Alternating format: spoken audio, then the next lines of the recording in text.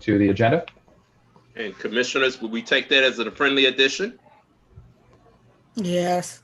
Yes. All righty, let's move forward. So I'd like all those who'd like to adopt the agenda as posted just previously with that additional item for BZA case 19466A, please signify by saying aye. Aye. Aye. All right, thank you. We will continue to move forward. Commissioner. And just really quickly, Commissioner Blacknell, I thought in our discussion this afternoon, you wanted to change a presentation to a voting item. Is that still the? Where they wanted to do the presentation and a vote. Which But item just is like I that? said, this was a last minute thing. Okay, which item is that? I'm dealing with Phelps. So you broke up there, Commissioner Black. Now, Commissioner Moore, do you have that? Yes, so the item for Phelps High School. For Phelps High School, and that's a presentation and a vote. Yes, they want to start doing construction tomorrow, but they did not notify me or the community. Okay. We will add that item, Commissioner Blacknell. Commissioner Linhan has already added it. So I'd like to the updated agenda. All those in favor of it, please signify by saying aye. Aye. Okay, we'll accept that as a friendly addition. Okay, next on the agenda is adoption of the minutes. Commissioner Linhan. So I have provided the minutes emailed to everyone right after our, I guess, October 13th meeting. There was one change that Commissioner Moore had requested to specify exactly which company we would be using for our virtual assistant. You can see Layla is here on, and she is our virtual assistant. So I obviously support that change, just to be more clear and transparent. Does anyone else have any changes that they needed? Okay, so the minutes, I'd like to make a motion that we adopt the minutes as corrected, and for any other corrections that might any other corrections commissioners might submit in the future. All those in favor signify, well, I'd like to make the motion. Can I get a second? I second. Good, second by Commissioner Blacknell. All those in favor signify by saying aye. Aye. Aye. And do I have 5 ayes? That passes 5-0. Okay, for the my chairman's report, just like to state that as we come into a close of the year, that a lot of changes with everyone with the COVID crisis and the pandemic that we all have been going through a whole lot throughout the year, even myself personally. Because of that reason, I will be letting Commissioner Moore conduct the rest of the meeting. I have been sort of out of pocket due to family things, so I'm gonna give it over to Commissioner Moore to continue. I just like to thank everybody for supporting us and to welcome my new commissioner-elects. Are they online? Do we have opportunity to speak with them? Yeah. I see them. If you want to raise your hand and you're a commissioner-elect online. And let us see you if you wouldn't mind. Yeah, if you'll use the raise hand feature, we'll go ahead and elevate you temporarily to panelists. I see my new commissioner, Commissioner Stephen Cobb.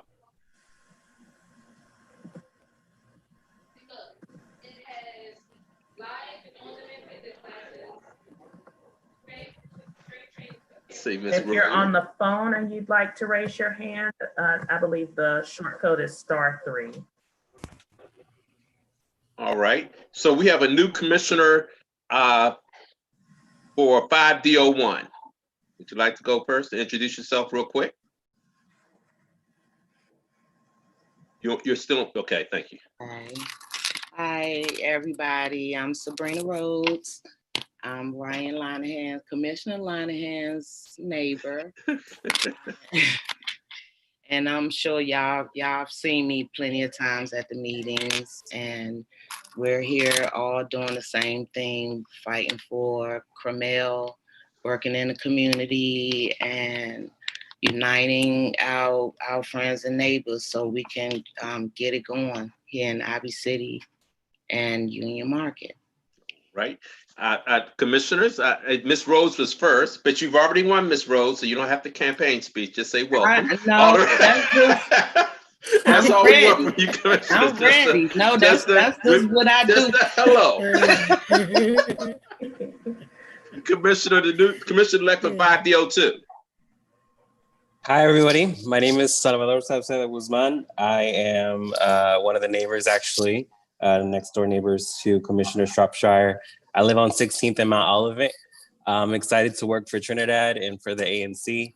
We'll be learning a lot, but I'm really, really excited just because I know we're going to be having a great team and a great commission in the future. Okay. I don't see Ms. Moore for 5D03. Did she raise her hand? No, I don't see her hand raised. Okay. But this is not me, Miss Moore. There's another Commissioner Moore. So More Moores. Oh, I'm sorry. Yes, I just realized that. And Commissioner Seidel Moore will be continuing with 5D05. 5D06, Mr. Hoffman, say hello. Hey guys, how's everybody doing? Well, yeah, so 5D06 went to me. We had one of the few contested races this year. Not as exciting as Seidel's, unfortunately. More fortunately. or more fortunately for everyone. Yeah, it was good. No, I'm excited to get started. Jason resigned in March and then COVID happened. So obviously we haven't had anybody in the seat for a while. So I'm excited to pick up where he left off and where you guys have been picking up the slack for us. So hopefully we'll have a good time in the next 2 years. And I have a new commissioner. I did not run for family reasons. Well, I'm glad Commissioner-elect Stephen Cobb stepped up. So you want to say hello? Unmute yourself, Commissioner Cobb. There we go. All right. Hi, everyone. My name is Stephen Cobb, and like Commissioner Lee said, I'll be taking over in 5D07. I want to thank all the previous commissioners for the great work that they've done over the last couple of years, and I'm really excited to be working with everyone over the next term. And for those who live in my area, I'm on Penn Street near the intersection with Queen. Okay, all right. Well, thank you all, and welcome again. Okay, Commissioner Moore, would you take over for me, please? Sure will. Before we move into the treasurer's report, or I don't think we did that yet. I think we just did the adoption of the minutes. If I'm not picking up the right place, Commissioner Linehan, let me know. Or Linehan, let me know. I've been saying his name wrong for years. Before we launch into that, I'd like to get MPD, if anyone's here from MPD, to please raise your hand. Use the raise your hand function to let us know that you're on the line while Commissioner Linehan is giving the treasurer's report. And we will go ahead and elevate you to a panelist so that you can give the public safety report once he's finished. Commissioner Linehan? All right. Thank you. Appreciate everyone, I guess the commissioners-elect coming in and introducing themselves. I'm very excited to see that we'll have a very, I guess, functional commission moving forward. So excited and know that we'll be in capable hands. Regarding the treasurer's report, I have provided the statement from our newest, I guess from last month, the most updated statement. We currently have $109,231.96. We just had the city provide our funding of $9,654 since we finished our quarterly reports. So in good standing. I guess that's pretty much it. If I would like to make a motion to adopt the treasurer's report. Second. All those in favor? Aye. Aye. Thank you. Right. Aye. Thank you. Okay, so we'll go ahead and move forward in our agenda. I didn't see a hand from MPD, but I do see Silas Grant from the Ward 5 Council Member's Office on the line. And just a note before Silas begins to give us his notes, If we have anyone from the mayor's office, if you could go ahead and raise your hand so that we can promote you to a panelist as well. All right, Silas, go for it. Silas, you're on mute, so we can't hear you. Sorry about that. Good evening, ANC 5D, and all of those who are watching along. First, I want to also extend congratulatory message to all the new commissioners who are coming on in January. So I hope that you all will be able to come on and join in and do the great work that the current commissioners have done. So I appreciate coming to the 5D meetings. You all are really dedicated to the work, and I look forward to working with the new commissioners. I want to give a couple of updates. First, I want to start by thanking those who attended our council office town hall meeting back on October 15th. We held a virtual town hall via Zoom and Facebook Live, and a specific topic was about the Board of Elections process. And we had the executive director for the Board of Elections on, as well as the chair of the Board of Elections. And they fielded a number of questions from citizens who were still somewhat unclear about some of the regulations around the ways in which they could vote. All those answers were cleared up. And again, for those who from ANC 5D who attended, we really appreciate you all checking that out. We also have a town hall coming up on next Monday, and I will put in the chat in the event that you all need the information there. It'll be Monday, November 16th at 4 p.m. Again, it's a virtual meeting, and the town hall is going to be about volunteerism and community service during this period. As we all know, at the end of the year, a number of organizations are putting on a number of events, whether it be turkey giveaways for Thanksgiving, whether it be Christmas events, Hanukkah events, year-end events in general. And so the council member is asking a number of organizations to join him on a town hall to talk about what volunteerism looks like during COVID-19. And so I'll put the information around the Zoom details and the Facebook Live details in the chat once I finish the presentation. But again, on Monday, we'll have a virtual town hall about volunteerism and community service.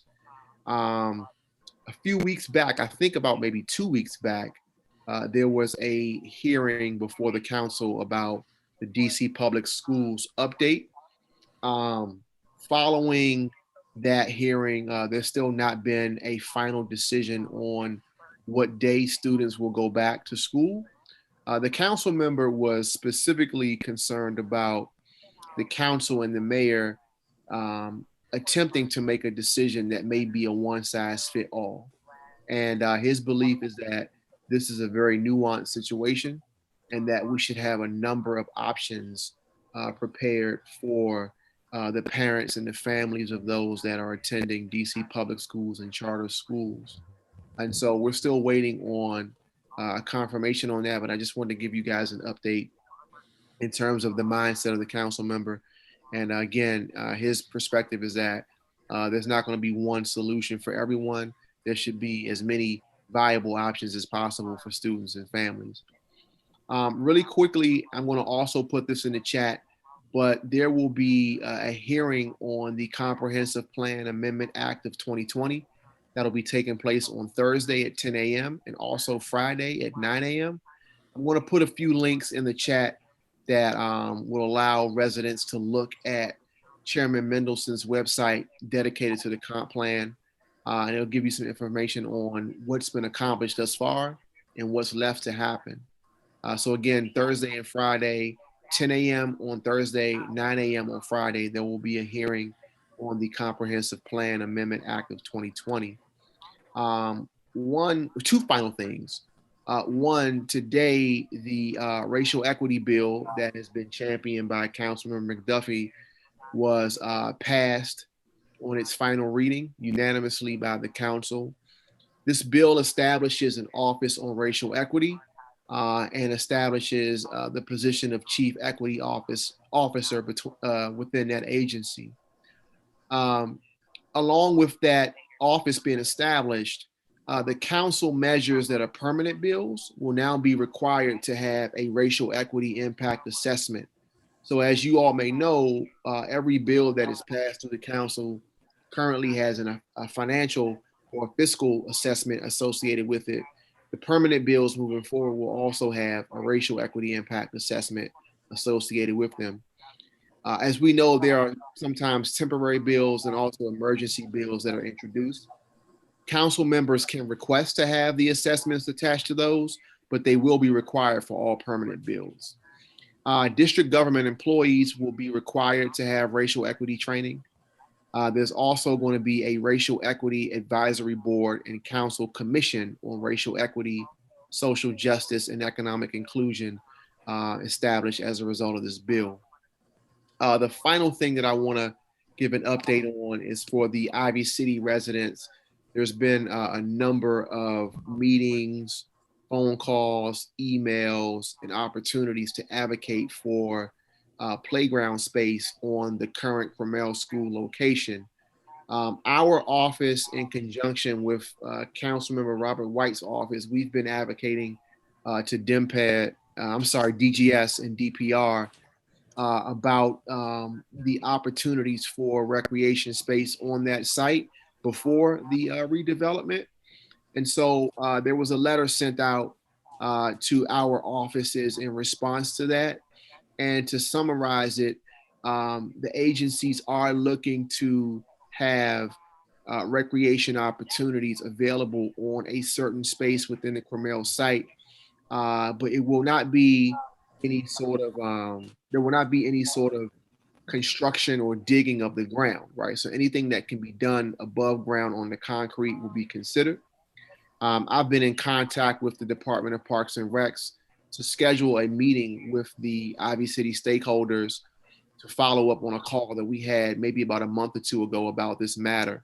So Commissioner Lanahan and Commissioner-elect Rhodes will definitely be in contact with you over the next couple of days once we get a date determined by DPR to discuss what the next steps are. So those are my updates. I will put the comp plan information in the chat, and I will also put in the chat there's one other thing, the town hall information for this coming Monday. Okay.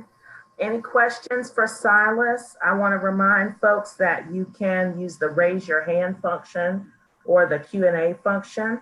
And if you would please avoid using the chat to send questions. It can be a little bit difficult to keep up with the chat as people add comments and other information. But if you could go ahead and use the Q&A or the raise your hand function, we'll do some questions for Silas. The first question we have is Matal Lyons Warren. Hi, how is the mayor's office planning on engaging residents in the new Office of Racial Equity? Will there be youth representatives as part of the office? I am not certain of the structure for the Office on Racial Equity in terms of how many staff members will be there. Obviously, the mayor will send down the budget for that new agency, and in the coming fiscal year, the council will consider if there's an opportunity to increase funding. And so the funding of that agency will determine how many staff members are involved. There's possibly an opportunity for youth representatives, but I can't speak to that.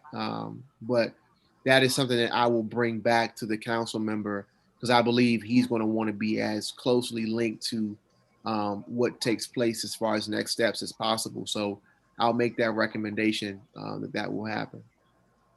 Okay. And then before we move on to hear from our violence interrupters with their community update, we do have one last question from Tung Nguyen. Hi. Yep. I just have one question about the 1800 block of Corcoran Street Northeast in Ivy City. We have had a lot of trash, rotten, late night party that happens every day. We also have, I believe, illegal guns and shooting sometimes. And I believe that this issue has been raised to um, the city at different levels, and I just wondering if the city is doing anything about it. Yeah, so we had a walkthrough in Ivy City um, along that block and that property, the multi-unit building. I would say maybe about 2.5 weeks ago. We had a number of agencies out, DCRA, and I believe there were at least 2 other agencies that I can't think of off the top right now. But myself and Kelly Sislow in my office, we've been in constant contact with a number of residents on that block in response to a number of the nuisance complaints that have been made. It's our understanding right now, according to the Office of the Attorney General, that the property owner is essentially at this point not able to make any sort of transactions with the building. Part of that is due to COVID-19. However, the OAG's office is now exploring other options to make sure that the building has as much opportunity as possible to be in the hands of a new owner. And so the OAG's office is working to consider options for a change of hands on that building. But I think the challenge is that in the process of the building changing hands, there may be some residents that are displaced. So we've been in constant contact with OAG as well as DCRA around a number of the infractions that have been taking place. And it's our hope that at some point in the next couple of months, we'll be able to see a transaction take place where ownership will change hands. We'll be able to rectify some of the issues that are happening there. Can I have just a quick follow up? Sure. Thank you, Mr. Grant, for that update. And I agree that the Kendall Street building is definitely a source of a lot of problems for people who live around it, as well as for the residents who are living there. My concern is that the city seems to focus on changing ownership of the building or dealing with that building alone, while many of these issues happen outside of the building.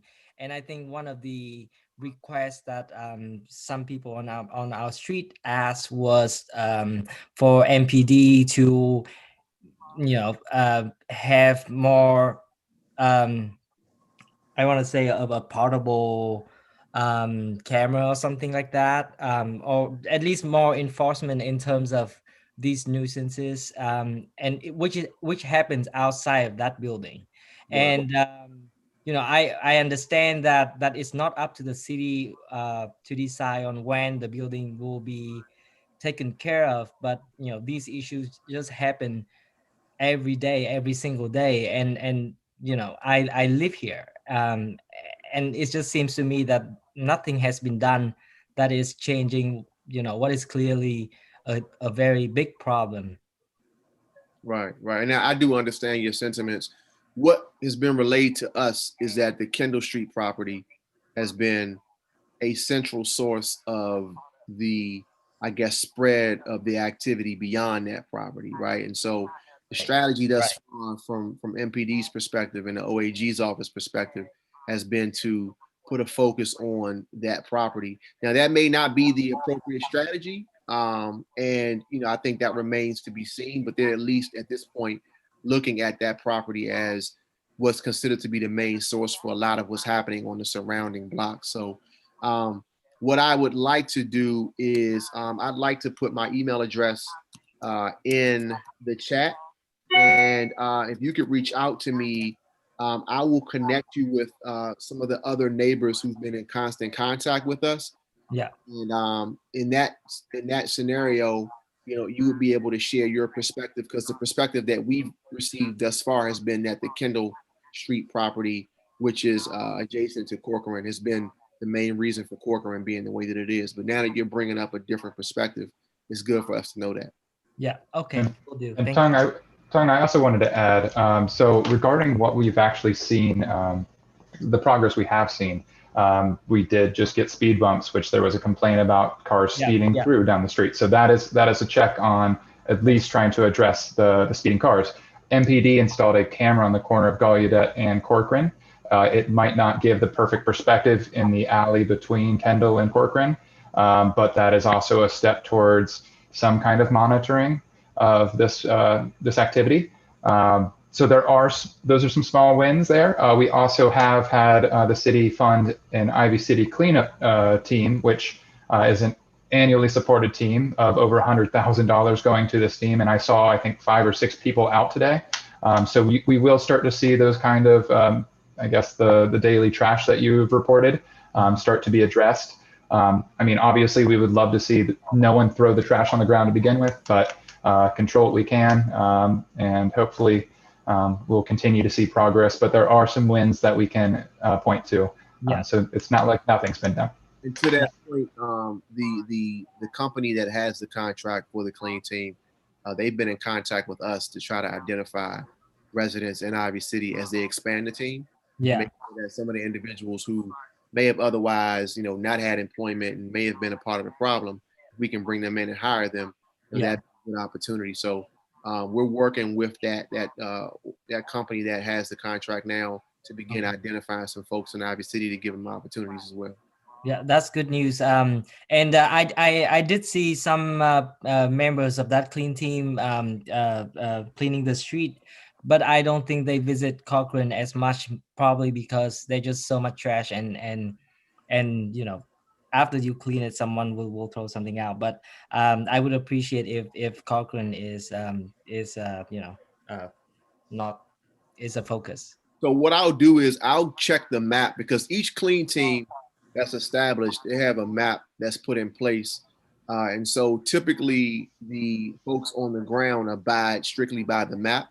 And if we have to look at the exploration around amending the map to add a street, then that's something that we may have to look at, or just simply, making a request that if they could, just to go to an additional block and do a clean sweep of that block as well. So I'll check the map to see if Corcoran is not included. If it's not, then we'll try to reach out to see if they can just help us out in certain situations when the trash picks up.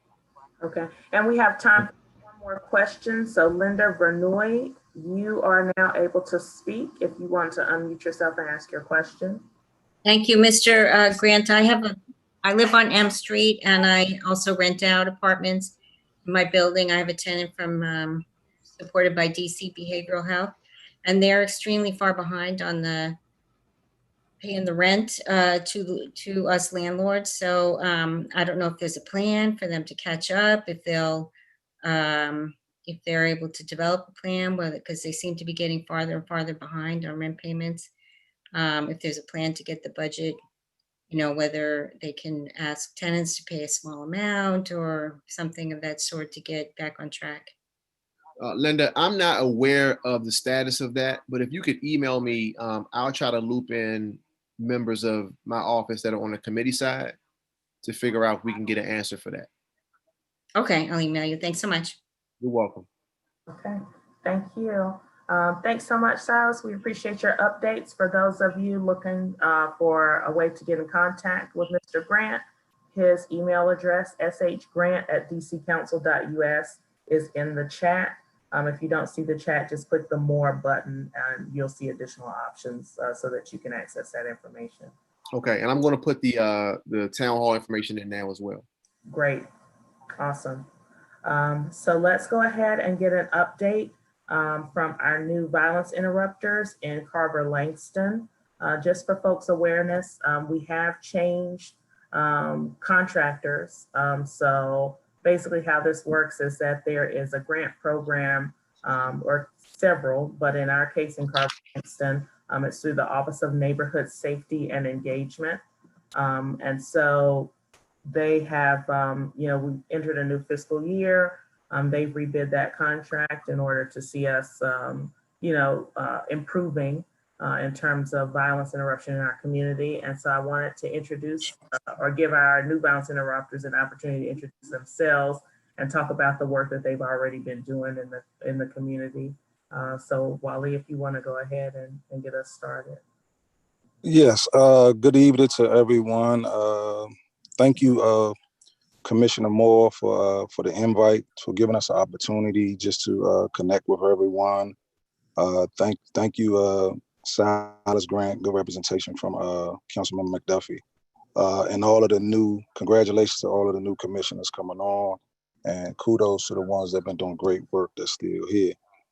So J&J, we started in 2010, right after Peaceaholics. We was with the Peaceaholics movement. We started our movement in 2010. Currently, right now, we are in Ward 8. We just recently, within the last 30 days, I believe, we've been into the Carver, Terrace, and Langston Terrace area. Also, we have Langdon Park, and we have Saratoga. So what we're doing right now is a lot of covering intentional. We're covering ground, and we're being very intentional about the direct calls that's been going on. So we know a little bit of history too, just about myself. I've been in Washingtonia my whole life. My grandmother lived at 2122 8th Street, Northeast, right up there across from the basketball court. She passed in January. She's been living there for 20 years.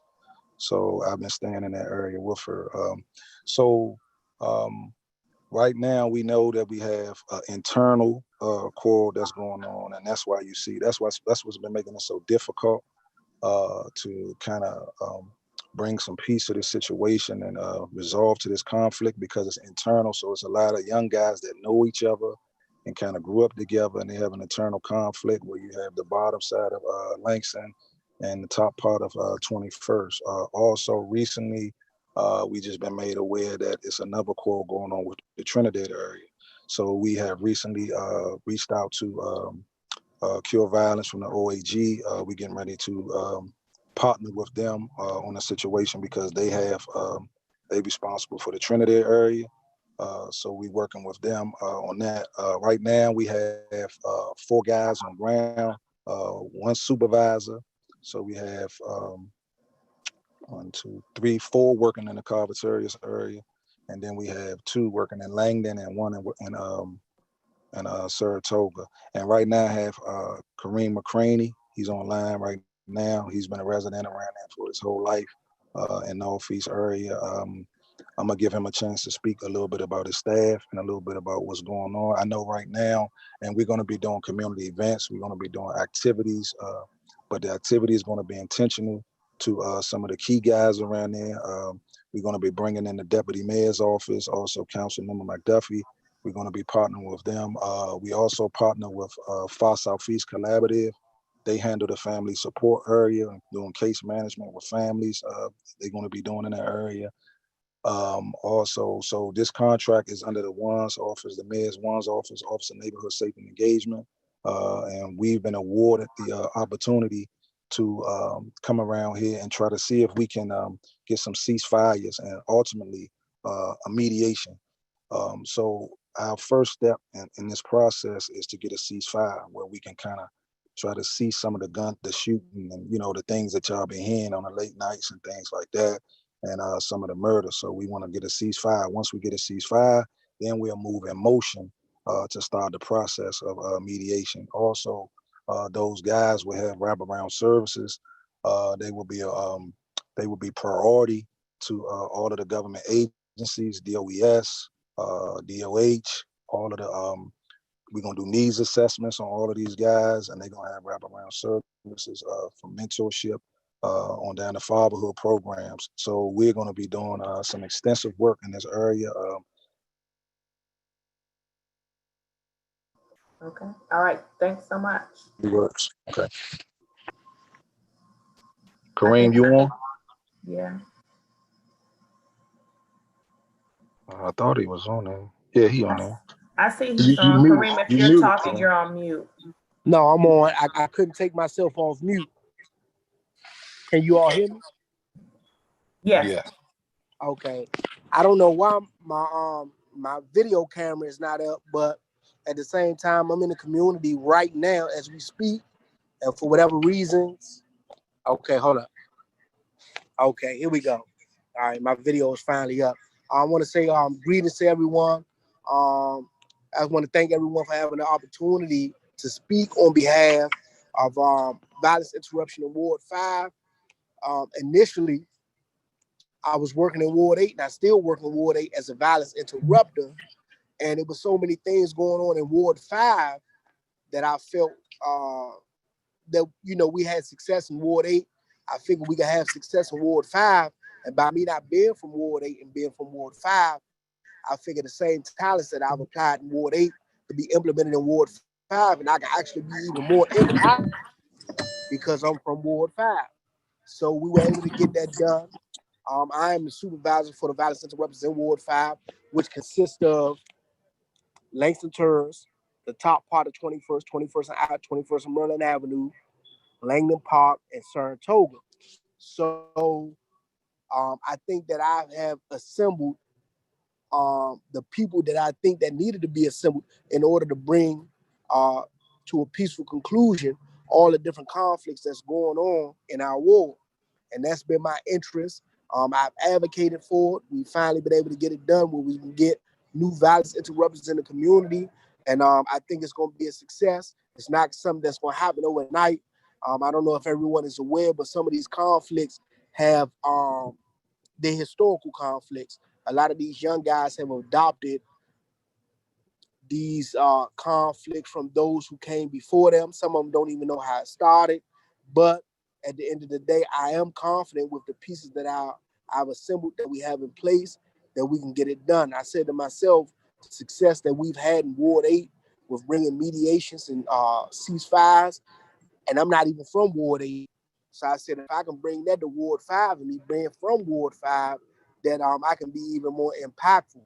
So we're here. We're in the community. As you all can see right now, I'm in the community right now as we speak on this Zoom call. Any questions that you all may have for me, I am prepared to answer. I got two of our violence interrupters from the Langston Terrace community. They're on the call as well. You know, over the last few months, it's just been so much going on. But like Wally said, it's been about 30 days that we've kind of, maybe more like 3 weeks, that we've actually kind of been able to be out here. We're out here now. We're making contact with all the people in the communities that we need to make contact with in regards to those that are engaged in these conflicts and touching bases with them. And it's not our intent to just stop these conflicts, because we know that if we can stop the conflicts temporarily, but if we don't give these guys these wraparound services for them to do something different, then it goes back to the same old, same old. So we're not only trying to stop the conflict, but we're trying to take these guys away from the conflict and be able to put them on a path where they can live a legitimate lifestyle, be upstanding citizens and change the trajectory of where they're going with their life. And we think that if we're able to do that with them, then everybody in our communities will be better off for that. And so that's what we're here to do. I have 100% confidence that we're going to be able to get these things done. Not to say that it's not going to be no violence, but we're trying to minimize what's been going on. Women been getting killed, guys been getting killed. You know, it's just been a lot going on. And what we're trying to do immediately is minimize what's been going on long term, just to get this stuff done away with. Because like Wally said, most of these guys, these young guys, they done went to school with each other. They know each other. They got historical relationships with each other. But by them being in one place and somebody being in another place, they just adopt what's going on from the older guys that may have came before them. But I'm confident we can get it done. That's why we're here. If anyone have any questions for me, I'm prepared to answer those questions.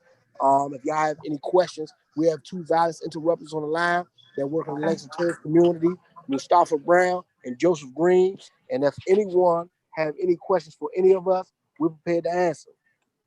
Okay. All right. So on that note, if we do have any questions, I just want to remind everyone that at the bottom of your screen, please use the Q&A button, or you can use the raise hand feature so that you can actually speak and ask your question using the raise hand feature. So I'm going to give folks just a moment there to find those in case you do have a question or even a comment. We do have time for about 2 questions or comments from folks. Well, I would love to jump in and really quickly just ask. First off, thank you, Ali and Kareem, for joining. Very grateful for Violence Interrupters. As you might have heard earlier from Tung, we definitely could use Violence Interrupters in Ivy City. So is there any plan to expand the program into Ivy City? Well, I'll let Wally answer that. Right. So initially, we've been tasked to deal with these three major situations that's been causing a lot of the violence in the area that we're in at the moment. Once we've kind of got some type of a grip on what's going on and kind of settle some of these differences, then we're going to have talks with the one's office in Far Southeast and Councilman McDuffie's office to see if there's any room for expansion. Okay. All right. Thank you. And then I think we have time for one more question. And so we're going to hear from Miss Juanita Diggs, who is the current president of the Langston Civic Association. Good evening, everyone. Actually, I just wanted to say to the Violence Interrupters, we at Carver Terrace are extremely grateful for the work that you all do, and we understand how hard it is to try to resolve these issues that we're having. And I just, want you to continue as much as possible, and I certainly hope your funding gets renewed and increased. Thank you. Thank you. Also, can I say one thing before we go? Before you move on. So we having a fundraiser in cahoots with Commissioner Moore, with one of the elders in the community who she needs a new roof, and I think she's been having a rough time for a period of time. So it was brought to our attention through Commissioner Moore. So I believe it's next Tuesday, right, Kareem? We passed out flyers today. So we're doing a fundraiser. It's the 17th. Whatever day the 17th is, it's the 17th. So if anybody want to come through and be a part of it, we'll be fundraising for her new roof, and some of us will be coming out of our pocket, and I'll be pulling money from everywhere trying to get her a new roof. Okay, thank you. And I really appreciate you guys partnering, with not just me, but with the whole community on that. Miss Barbara Jones, Miss BJ, as everybody calls her, was a violence interrupter before violence interrupting was a term. She's really been around, mothering us, looking after so many of us. And now she's in a position where she could use some support. So, I think it's a really meaningful way for you guys to come into the community to look out for her. So I appreciate that. And where was that fundraiser again? So that will be 814 or 816 actually, 21st Street Northeast. So it'll be right in front of Miss BJ's house. So that'll be in her socially distanced front yard. Thank you. All right, thanks so much. And then we'll go ahead and move on to, we have some consent calendar items. So for those of you, who have joined us for a while, the consent calendar, of course, is a new thing that we're trying out here at ANC 5D to help keep the voting items moving along and help keep us on schedule. Basically, we put a bunch of non-controversial items together. That's just kind of the general business of our commission, and we vote on them as a group. And so the rule here is that if any one commissioner would like to remove something from the consent calendar, they can do so before we vote. So I just wanted to give any commissioner who would like to remove one of our 3 consent calendar items from the consent calendar an opportunity to make that motion. Okay. And is it okay if I just quickly paraphrase what these are? Yep, go for it. All right, so 1700 block of Corcoran Street, that is on the backside of Gallaudet. And it is something that has been well documented to be, tended to. We have just had it taken care of and cleaned up and mowed, so it looks a lot better. I thank you for the city and Gallaudet for working together to get that accomplished. So what we're looking to do here is add lighting and MPD camera. This was a request that was first suggested by MPD, as well as some parking signs so that we can actually start to enforce cars that have just been kind of left there. As for Other Half Brewing, they have opened up about 2 weeks ago and have had long lines for curbside pickup, given that is what we have to do in this pandemic. So they are looking for a request. They're looking for ANC support for curbside pickup designation on Fenwick Street Northeast. And then lastly, we have Bowen Ivy Distillers. They are taking over the space at Joseph A. Magnus. There is no significant change to that. They are just looking for support from the ANC to take over that, that stipulated license. So all in favor of passing the consent calendar? Can I get a second? Second. Aye. All right. All in favor of passing the consent calendar? Aye. Aye. Aye. Aye. Any opposed? Any abstentions? Okay, so 500 on the consent calendar items.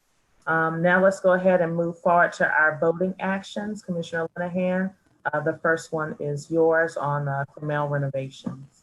Okay, so as always, I love the Crummell School, but I would love to see it actually start to provide some of that space. I appreciate Silas, of course, sharing with us that there is some hope that we would see some basketball courts and anything that could actually be used on the, I guess, cement that has been there for a decade nearly without any access for the community.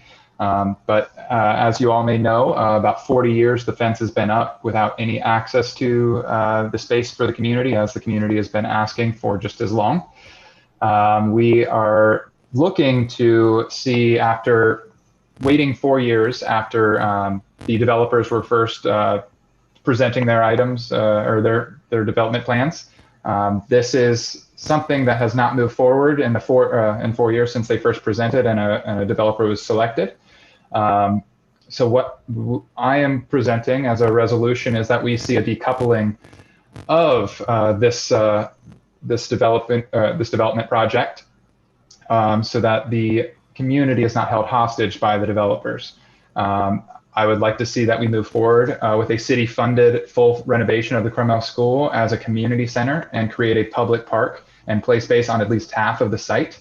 And then also allocate necessary funds to achieve this renovation in the fiscal year of 2022 city budget. We're looking for at least 20 million, as that has been the suggested amount it would take to renovate the school. And then I would like to see us revisit the possible development of the remaining portion of the site after the public needs have been addressed. Thank you. Commissioner Blacknell, did you have a comment that you wanted to share? No, ma'am. No. Okay, so if I could get a second on Commissioner Linehan's motion for the motion. All right, a second from Commissioner Lee. All in favor? Aye. Aye. Any opposed? Any abstentions? Okay, so that passes 500. And let's go ahead and move forward to the Transit Committee members. Commissioner Linehan, did you want to say anything about your selectees for the Transit Committee for 5D01? Well, I want to say thank you to anyone who submitted. Appreciate the volunteer nature of stepping up to help speak up for your community. I selected some people that had submitted their volunteer offering. So Marie Whittaker and Isamar Vaquero are the two ones I had selected for the Transit Committee. All right, well, thanks so much. And I just echo Commissioner Linehan's sentiments on members of the Transit Committee being willing to step up and volunteer. If anyone knows about volunteering for the community, it's us. So we just appreciate you taking that on. I did select one member. We are each, for each SMD, have 2 positions. I am some folks in the community to make a final decision on that second position. But Buddy Bernhard had fantastic experience. I think he'll bring some excellent project management experience to the committee. And I do want to thank everyone else who did apply, and just let you all know that you know, your applications made it to choose. So I really appreciate that. Any of the other commissioners want to comment on where they stand on committee selections? No. Okay, all right.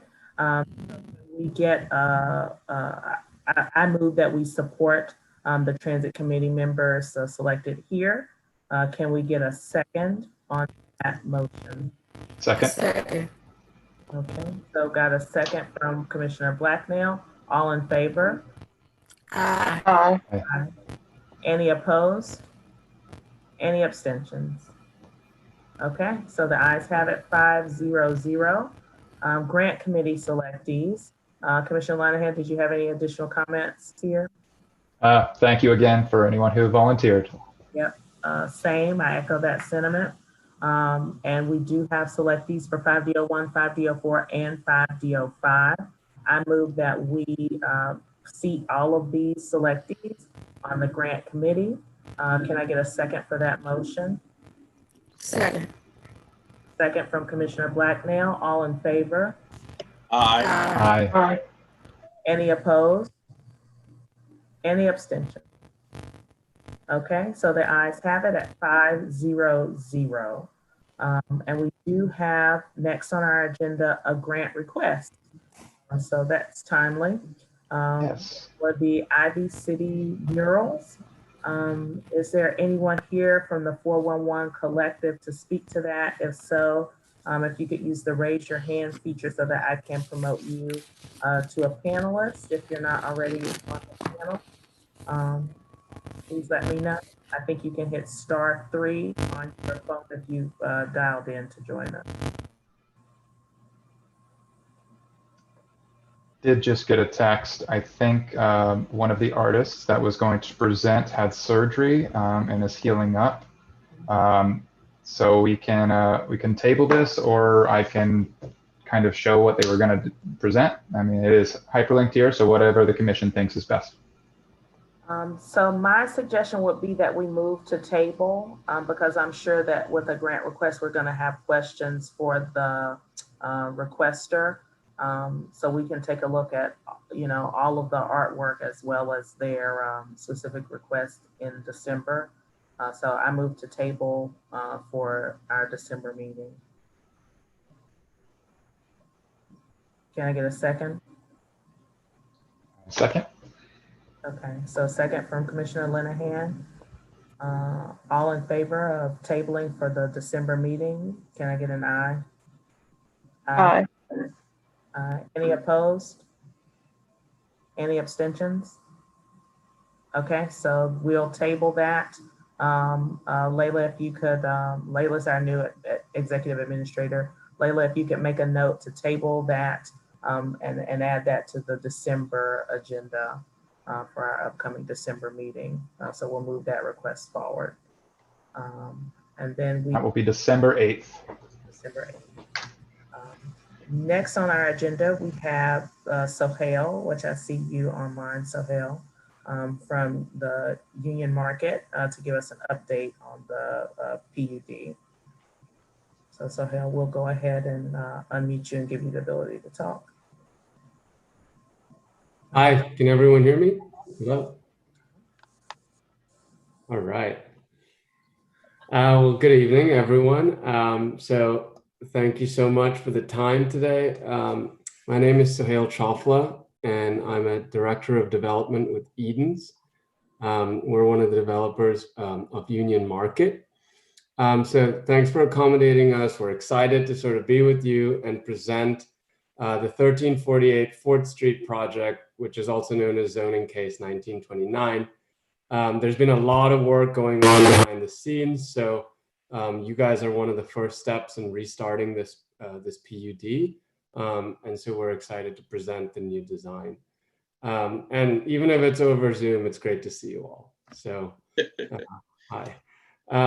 So we're here to give you an update on the PUD. It's for a site located at 4th Street and Penn Street in Union Market. But before we get into the PUD itself, I wanted to give you all a quick overview and update on development at Union Market, because there's a lot that's been going on since the pandemic began. How shall I share my screen? You've been promoted to a co-host, so you should be able to see the share screen function at the bottom of the Zoom window and be able to share your screen. Got it. Excellent. So this satellite image, it's fairly recent. It was probably taken 2 or 3 months ago. I'll just quickly situate you. Here's Florida. Can you all see my mouse when I move it? Okay, this is Florida. This is New York Avenue. You'd think I'd know how to use Zoom after 9 months, but I'm still learning. Here's the Metro. Here's Gallaudet. Here's Union Market. You can see the rooftop. There's 5 or 6 projects under construction. There's one here. There's a couple here, one here. This one here is one of Edens's projects. The rest are not. You know, but with all the construction, obviously the streets feel a little bit different than they did before the construction, especially with the pandemic. You know, during the day, it's very active with construction. At night, it gets a bit quieter. The retail is struggling in the evenings, but daytime, slowly seeing a different type of group. This is our first apartment building that we co-developed in 2018. With Elcor. These 2 buildings here delivered last year. They're still leasing up. It's slowed down a little bit with what's going on. But you know, we've been supporting all of our retail partners at Union Market. It's what we do. We partner up with retailers, and we're committed to this place. We're a long-term owner and operator of retail and the community. And we're continuing to advance our plans with some of the PUDs and what we're here to show you today. Not sure how many of y'all have been up here, but this is the rooftop at Union Market. This is something that we tried. It was an interim park that we put on top of this building. I think it's really been a great space for the community to gather. There was a tennis tournament last summer. We took the tennis court off, we put this AstroTurf down, and we've created a picnic space, basically. For people to use socially distanced, of course, so there's not as many people as we'd want up there, but hopefully that will change soon. And we've got an operator named Greg Algie who's operating like a casual picnic kind of thing out of it. So it's pretty fun. If you haven't gone, check it out. Regarding the market itself, we've adjusted hours and the programming to be socially distant. So it's all outdoors, and you know, we've separated the seats. So certainly been impacted, but you know, some of the vendors have chosen to close but during this time, but we're here to support everyone best we can. This is La Cosecha. Some of you may not have been here because this opened during the pandemic. It's on 4th Street. It's a collection of 14 Latin American vendors. A lot of them were delayed actually because they're from Latin America and couldn't fly here. But by the end of this year, everything should be open, but for maybe 1 or 2 spaces, which is fantastic. We're super excited about the celebration of Latinx culture and bringing it to DC and celebrating this in this platform. The residential upstairs, again, as I mentioned, still leasing up. But overall, I think, you know, if you've gone out there, the streets really feel great. They're wide. Got these beautiful covered canopies that protect you. And we've got a widened streetscape that really opens up the street to pedestrians and to public space, which we think has really turned out nicely. And then just going up further up the street and getting closer to the project that we're here to talk about. This building is just delivering. As you can see, the retail storefronts, again, were delayed because of material delays. But this is a sister project to the one on the south. And, you know, it's really the last Edens project in Edens' pipeline. There's a bunch under construction, as I mentioned, but the PUD that we're here to talk to you about today is sort of the continuation of Edens' pipeline of projects and of, you know, developments in this part of the Union Market. So hopefully that was helpful to you all. Just a quick sort of background on where we are with our projects. As some of you may recall, we actually submitted this PNC PUD last November. And we came to you guys to share the design, and I think you all liked it. It had a bridging element that went across 4th Street, and there were 2 parcels. And it had a mix of office and residential program over street activating retail. After we met with you all and filed the PUD, we continued to have meetings with the city, and quickly realized the design might be difficult to accomplish with that bridge. So we put everything on hold. Then came the pandemic, which totally upended everyone's world. And so, obviously the office market became very challenged. So when we restarted the project, we sort of took that component out and simplified the building, residential over retail, just on one side of the road, no bridge. And restarted the design process in the midst of all this with a phenomenal local DC architect named Studios, and Brian Pilot's here to talk about the design. But we worked with Brian and his team, Hiroshi, to sort of create this very elegant building that we're excited to share with you today. So the site is located here. So this is Penn, here's 4th. This is 1348 and 1346 4th Street. It's 9.36 FAR MU9 zoning, which is the same as all of the other projects in this area.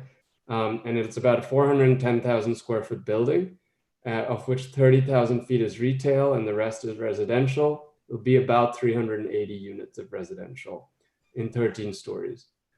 So I wanted to sort of go through a little bit on our benefits and amenities package, especially because that's evolved after discussion with some of you all. But we're providing affordable housing at 10%, which is 25% over the minimum required. And we're providing it at a deeper level of affordability than that's required. So we're at 10% of our units are at 50% and 90% are at 60%, which is deeper than the minimum. This is the same number that we had previously. It's frankly, I'm typically used to coming to these meetings with a residential partner. It's been tough to find one in this environment. Frankly, like, we're excited to move this project with your support and produce more housing and more affordable housing. Another benefit of the project will be family-sized units.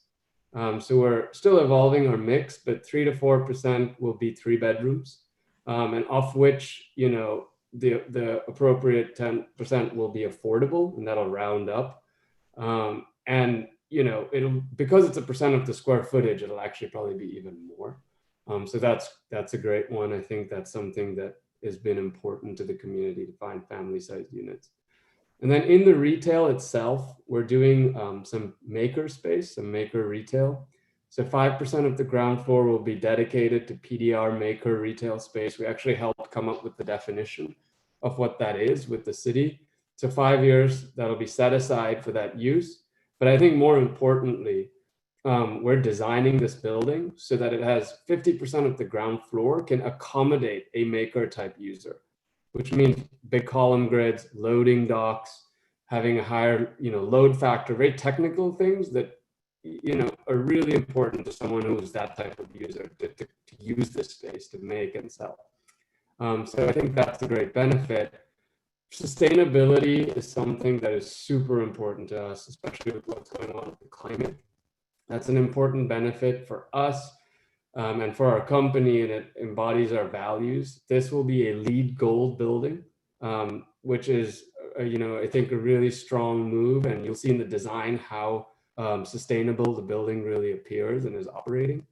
And then, I'm sort of blowing Brian's sort of horn here, but it's a phenomenal design, excellence in architectural design. We've got outdoor space, massing that's very articulated and interesting, different from the buildings. We've got a great streetscape that we're actually carving back so that there's an enhanced feeling on the street, bigger than some of the other streets, like the one I showed you in the Shapiro building. And then, something that we heard from the community, and something that's important to, frankly, the landowner too, is maintaining a continuous operation for the PNC Bank.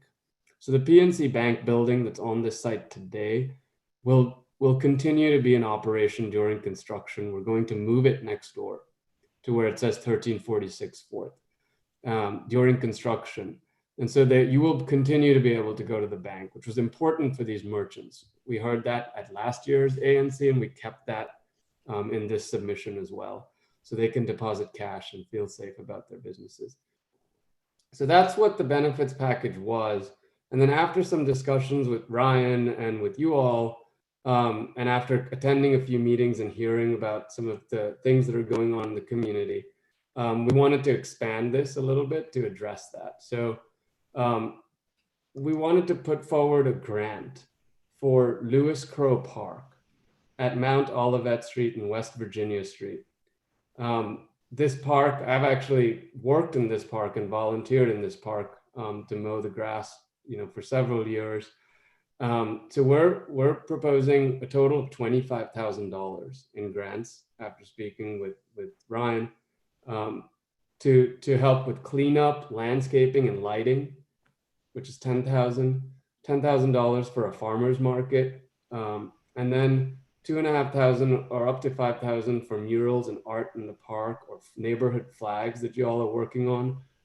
So we just want to support this park. That's a local community benefit that we've heard will bring is of great importance to Ivy City and will have direct impact to Ivy City.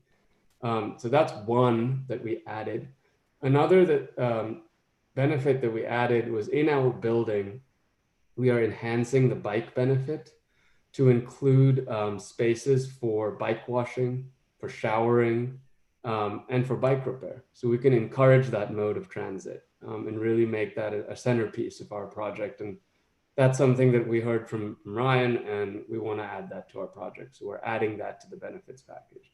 And then finally, the third sort of thing that we've added after discussions with you all is we're going to commit to studying a bike connection from Brentwood Place on Mount Olivet to West Virginia. So really connecting Ivy City to Union Market, to Noma Gallaudet Metro, and to the rest of downtown DC. This connection would make 6th Street the primary bike route for the Union Market neighborhood, and really make that an important connection for the residents of Ivy City, which is the SMD that we're in. So that's something that I wanted to mention that we've added. So that's it on the benefits. I'm going to turn it over to Brian to just quickly go through the design, because frankly, that's the fun stuff. But we'll come back at the end for any questions. So Brian, I'll turn it to you and just let me know when you want to flip slides. Great. Thank you so much, Sohael. And it's great to be here. We're really thrilled about the design that we're going to present here. My name is Brian Pilot. I'm a principal at the Washington, D.C. Office of Studios Architecture. We've been in D.C. since 1985, so know this site very well. First series of slides here show the existing conditions, and I just want to note the grades here. The upper left image is that prominent view. This is a really important vantage point of the building, both as you come into or leave downtown DC. The image to the upper right as you start to move into the site, looking down the significant grade along 4th. The bottom left is now sort of at 4th, further south, looking north. And then another interesting aspect of this site, as you move back around the building, you can see the underpass, and this view is looking northeast. So fairly sort of significant lower grade here at the south west part of the site. Some of our important design considerations as we began the process was navigating that significant grade, especially as the building touches the ground.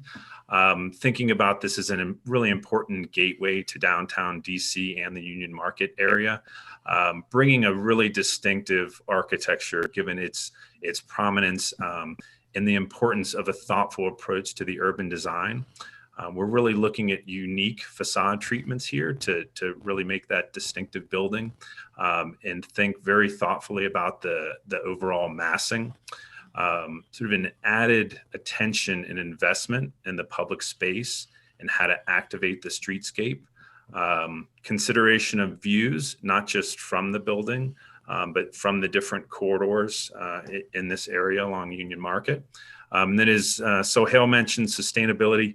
always an important aspect of every project we work on. And you'll see how that we're also demonstrating that in the architecture of the building. And then also being very thoughtful about the overall union market context and how this addition to this really fantastic neighborhood can help amplify it. Next. So I mentioned this earlier, and you saw some of those existing photos. Fairly significant grade. We're at approximately 120 elevation at New York Avenue. And then we moved down nearly 25 feet to the southern end of the 4th Street, and then another cross slope to the alley of 7 feet. So it's significant grade, especially when you're thinking about marrying up the retail and the streetscape together for a seamless approach. Next. Thinking about arrival, here you see different pink arrows here. The thicker ones coming from New York Avenue, that's really the main vehicular entry. You can also come from 4th Street. From a pedestrian point of view, the building is primarily sort of accessed from 4th Street. That's where you're seeing the dotted line and these cross axes. And you can see that approach from the metro and the overall walkability here. That inner circle is a 5-minute walk, and the outer circle is a 10-minute walk. So very close to the metro, also to the Capitol bike share along 6th Street. Next. This is a very important gateway in Terminus. Very sort of prominent views, and you'll see how we've developed the architecture to create a strong prow of the building that sits along New York Avenue. Also, as you're coming along Penn, and that important axis as you're moving up 4th Street, it sits on one of the higher points of the topography on the site. Next. And while the building is very visible from the outside, its prominent situation at the top of Union Market also creates an opportunity for really fantastic views towards DC landmarks such as the Capitol, the Washington Monument, to the south and southwest, to Catholic University, as well as Gallaudet, and all the way to the Anacostia River. Next. And here you see the first sort of carving away at the overall massing. What we're doing here is carving out courtyards on the 4th Street side to allow for light and air into the unit. And this also opens up the building as it sits along 4th Street and enhances the quality of that public space. Next. And then we're extending these carve outs downwards to allow for a more interesting and dynamic streetscape along 4th. Next. And then one of the bolder moves of the architecture here is we're chamfering these corners to allow for expanded views of the project, whether you're at New York Avenue, you're coming along 4th, really is a way to enhance these key vantage points, but also broaden the views and broaden the views through these important urban corridors. Next. Taking a thoughtful approach to a distinctive base, middle, and top. We've set back the top with various architectural facade elements that you'll see in our rendering, and taking a very thoughtful approach to the scale of the base as it meets the building, and so it does not overwhelm the pedestrian. The overall context of the building, as I mentioned before, this is in an ensemble of buildings, and we want to make sure it complements, but also is distinctive to the buildings and architecture that's already in place or coming down the pike. Next. And these are some reference images for our site. The precedents here are aligned in horizontal bands. So the top bands are what capture the primary architecture of distinctive glass facades. There's a sort of beautiful rhythm to these, and articulation and texture and depth. That middle horizontal band that We're incorporating green elements that go up the building and become part of the architecture.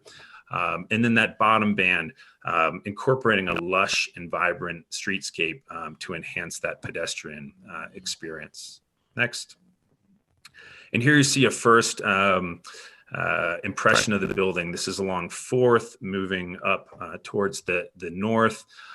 You can see how the retail here navigates that 25 feet of grade change across the site. We have a glass building with articulated fins.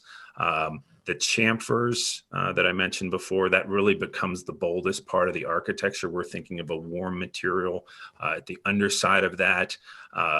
An increased number of balconies, and we know how important that is, especially in these COVID days. And then the incorporation of green as you move up the building. We're being really thoughtful about all 4 sides of the building. And the way that we've carved away in these different chamfers, we think that this is an architecture that is very dynamic as you move around and get different views from any side. You can see here that we've retained the PNC bank building that is at the south part of the site. Next. So flipping to the other side, this is that New York Avenue view. This is the prow of the building. We see this as being this great landmark. You can also see as you begin to move into the Union Market neighborhood, how we've chamfered away that corner. It begins to open up that view corridor down 4th Street and open up to the Union Market neighborhood. Once again, here you see the chamfers and balconies that express themselves on the facade. And we have some projections here that embellish the design on the prow right along New York Avenue. Next. And here you see that Penn Street view. Those insets are creating light and air deep to the unit. And then we carry that down to the streetscape, and how that streetscape begins to step down. We'll jump to a ground floor plan soon, and you can see how we've begun to navigate those elevations so we have a seamless flow from inside out. We've engaged David Rubin of Land Collective, really a world-renowned landscape architect, to help us continue to advance the design at the ground plane. Here you really see that expression of all of those chamfers on the 4th Street side. So we're gonna start at the ground floor and walk up here. And there's still a lot of moving pieces here with respect to the retail, but this is our initial draft of the ground floor, primarily commercial retail, which you see in the pink, and the orange is the residential lobby that's centrally located at our vertical circulation. And then just over here, you can see the PNC Bank located in that existing building to the left here.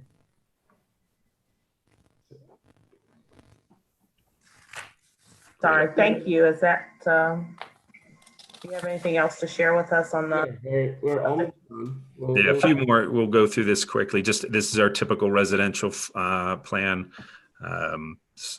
Once you move up above the commercial ground floor, it's primarily residential. And then we're looking at 2 different plans here for this is the roof penthouse plan. We're stepped back at our 1-to-1 setback here. It's primarily residential amenity, and we're exploring the option of some additional commercial space at the top as well. Yeah, and I was just, the commercial space, we're sort of thinking about some retail space on the roof at this end. If we can get a lease. If we don't, then we probably won't do any retail on the rooftop, and it'll end up looking like this, where it'll just turn into community space for the residential. And then just real quick on the parking, Brian, if you want to just run through it real quick. Yeah. But it's all accessed off the alley. Yeah, and this parking design is still very much in flux, but we're looking at the 2 to 3 level parking garage. The grade gives us the great opportunity of bringing all of the loading and parking entry back around that alley, so it's not impacting that 4th Street experience or the New York Avenue experience. The residential bike parking is an important aspect of this, which you see in this plan. And the grade, that cross grade difference gives us, almost an entire floor above this of potential mezzanine space as well. So we'll end there. We're like I said, the design, we wanted to share this with you. We've been working on it and having a ton of fun working on advancing design, and we're excited that we now have you in the process and that we've shared this with you. In terms of timing, we're looking to file our PUD later this month, and then get into the zoning commission process early next year.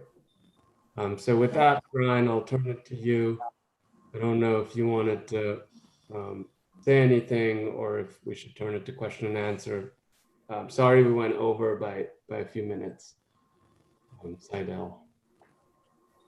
Well, before we proceed, I wanted to make sure that with that bike study that you're pushing forward, if we could make sure that that is expanded to Bladensburg so that we can make sure Carver Langston is part of the conversation as well.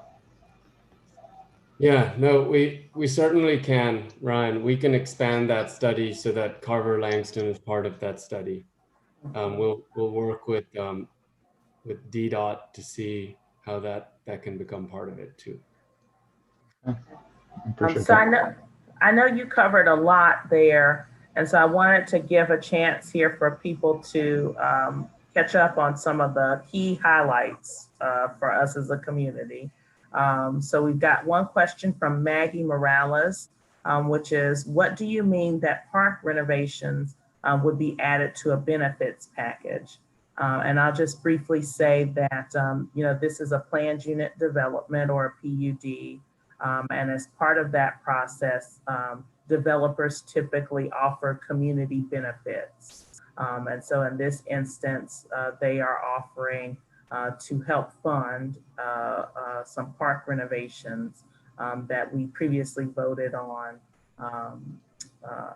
last month as part of a grant funding opportunity. And so, Sohael, did you have anything to add to that? No, I mean, I think you covered it. This park, Lewis Crow Park, I think has been neglected.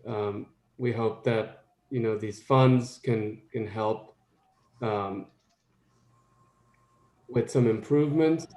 We know that you all are doing a matching grant program, so whatever you contribute, that'll only help. And then we know that, the park sort of is at an important nexus there. So it's just something that we heard you all ask for, and we wanted to see what we could do. Yeah. As last question that we have from the public, and then I'll go around for commissioner questions and suggestions. Zach Hoffman, who is a commissioner-elect for 5D06, asks, what is the current plan for affordable housing units? I know you covered that mix earlier, but if you could walk us through it. Sure. So the current affordable housing plan, it's a 380 unit building. 10% of those would be affordable. So 38 units would be affordable. And those units would be set aside as affordable for the life of the project. So this is forever, as long as the project is up. 90% of those would be at the 60% AMI level. And 10% of those would be at the 50%, the deeper affordability level of both of those. And then we also have heard that the community has asked for family housing, and in general, there's a desire for family housing, family-sized housing. So we have added 3 to 4% of our total units as 3-bedroom units. So those 3-bedroom units would serve families, and 10% of those 3-bedroom units would be affordable at those same 60% and 50% AMI levels. Okay, thank you. Commissioner Linehan, did you have any more questions or comments on any of this, especially the community benefits? Okay. I do not. Okay.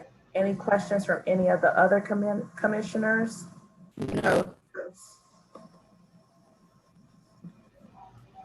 I do have some questions, and I just want to make sure, some of this is I want to make sure I've got everything.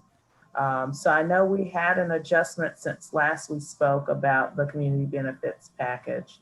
And what I have from you all so far is a change to grant, to do some grant funding for the Lewis Crow Park neighborhood flag installation funding, or the willingness to actually implement the neighborhood flags. And for those of you who are unaware, we've been working on a project really for a while now to have some of those nice decorative flags that you see on lampposts for the 5D neighborhoods. So, you know, Carver, Langston, Trinidad, and Ivy City, you know, some of the main thoroughfares to identify our neighborhood and just contribute to community pride. And then the improved bike benefit within the building itself, as well as a proposal for a bike study in the area now to include Bladensburg Road to help increase some of the connectivity with Union Market. And then at the ground level, I heard some mention of having some change to the landscaping upcoming, or some additional conversations with the landscaper about the design at that level. So is that, did I have it right? Did I miss anything? No, you got it right. I mean, there's certainly, you know, we're committing to also do 5% PDR use in the ground floor of the retail. Okay. And then and is that in perpetuity, or is that for a limited time period? That's for a limited time period, and it's actually something that we've done at a lot of our projects, and it's just something that we do without having that limitation. What we are doing for in perpetuity is designing and building 50% of the ground floor to be spec'd to have a variety of uses that like a maker type use. Okay. And then do you have an idea on the time period for that? You're thinking 5 years, 2 years? It's 5 years. Okay, 5 years. Okay. The only area where I wanted to suggest a change is in funding. We are funding the 2 parks through a matching grant for ANC 5D. We're funding Lewis Crow Park, as well as the community garden at 21st and I. And so we're funding both of those as part of the same grant proposal. So I did want to suggest adding both parks. That same group that applied for the grant funding would be managing both of those on behalf of ANC 5D. Yeah, I mean, we can work that into our language to allow it to be flexible. Okay. All right. Well, then that's all the comments, questions, and suggestions from me. I do think we had, nope, no more questions in the Q&A. So if any of the attendees have questions, I spoke too soon. I see a new Q&A. Zachary Hoffman, not a question, but I'd like to make it clear that 10% does not feel like an adequate level of affordable housing.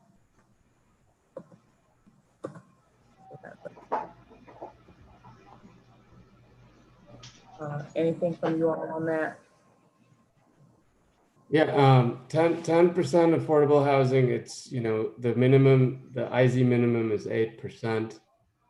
This is 25% higher. And as I mentioned, I mean, we're in this mode where we're just trying to move projects forward as opposed to them stalling out. And it's important for us to sort of, and typically I would come with a residential partner to do something like this. So it's important for us to sort of have the ability to make this project viable. So even it is a substantially high amount of affordable housing compared to the minimum. And we've deepened the level of affordability And I think we've added 3 bedrooms, which have rounded out the package, 10% of which will be affordable. So we feel like 40 units of affordable housing that didn't exist before is a benefit to the community, in addition to over 200 units that we've delivered so far as affordable housing in the Union Market neighborhood. All right, so anything else to add from any of the other commissioners before we vote? Or Commissioner Linehan, did you still want to move forward with a vote? I would like to move forward with a vote. So would you like me to make the motion? Go for it. All right, I'd like to make a motion to support the updated Union Market PUD from Edens. If I could get a second. Second. Seconded by Commissioner Blacknell. All those in favor? Aye. Aye. All right, the vote passes 5-0 to 0. Okay. Thank you, Sohael. Thank you, commissioners. Thank you for the time. Look forward to coming back again and seeing you in person hopefully soon. Thank you all. So we're going to go ahead and move forward to the next item on our agenda from Commissioner Shropshire for 1215 Holbrook Terrace, and that is BZA case 19466A. Commissioner Shropshire, if you could tell us a bit about that case. So apparently, this is an amendment to a case that actually was approved back in May of 2017. I've invited Mr. Beresford Davis to just present on what he's proposing, and I think he is online. Okay, I see you elevated him, Sohael. And I'll just hand it over to him because he basically got approval to convert a 2-unit to a 3-unit back in 2017. And he is coming back to us because there's a modification that needs to be made, and he is converting it into, he's adding 1 additional level, which will be up to the 35 feet, which is permissible by right. So I'll just hand it over to him and allow him to present what he is proposing for the project. Hi, good evening to you all. Can everybody hear me? Yes. Let me share my screen so we can get a brief. Can I share my screen? I can give you that authority. Okay. So you should be able to share your screen now.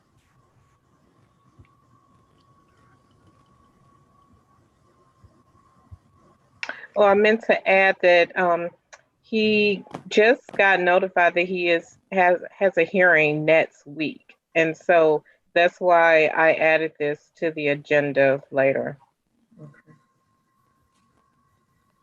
What is your hearing? The hearing is on the 18th. Okay. Okay, so pretty much this is a brief synopsis of what happened. So this unit used to be a 4-unit apartment building as everything else in Trinidad. And sometime in 2003, I converted it to a 2-unit. So in 2017, I wanted to go back to a 4-unit. So I had to go back to the BZA because the zoning laws had changed in 2016. So any which way, if you can see that the 3 units were approved back in 2017. And what we're looking for here now is just a slight modification as it sees. If you see, this is what it says. The application was granted. And all I'm requesting is to increase to a 3rd story. And just for the record, this was brought up back in 2017 at the BZA and when we came to the ANC. And at the time, I was told that it was a matter of right that it would not be an issue.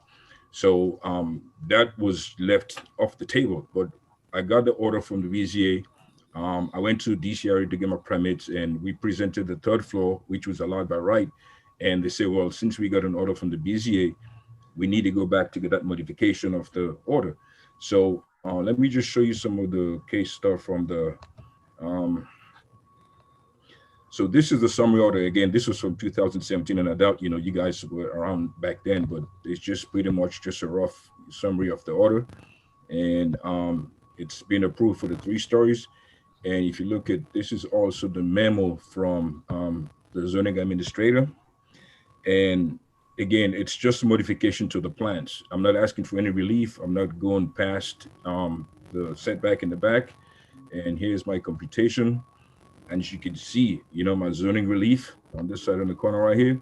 I'm not asking for any variance. I'm not asking for any deviations. All I'm asking is just to go up, you know, my 3rd level, which is allowed by right. This is my statement that I had to make for the BZA, which is so Mr. Davis, sorry to interrupt you. I think that you must only be sharing with us the zoning case search, and you must have the other documents that you're thinking you're sharing with us, but I don't think that you are. It's on the screen. Can you see the screen? So maybe you Yes. selected, okay. Can you see that screen? We see the case information. Yeah, but this is also from the zoning case search. All this information is online. Oh, it's not showing, but you can proceed. It's not, you can't see the screen? No, we only see the case information. Hold on one second. Hold on one second. Hold on one second. Hold on. I think you might be sharing just that particular window and not. Oh, sorry. Okay, do you see the summary? We see that now. Yeah. Okay, sorry.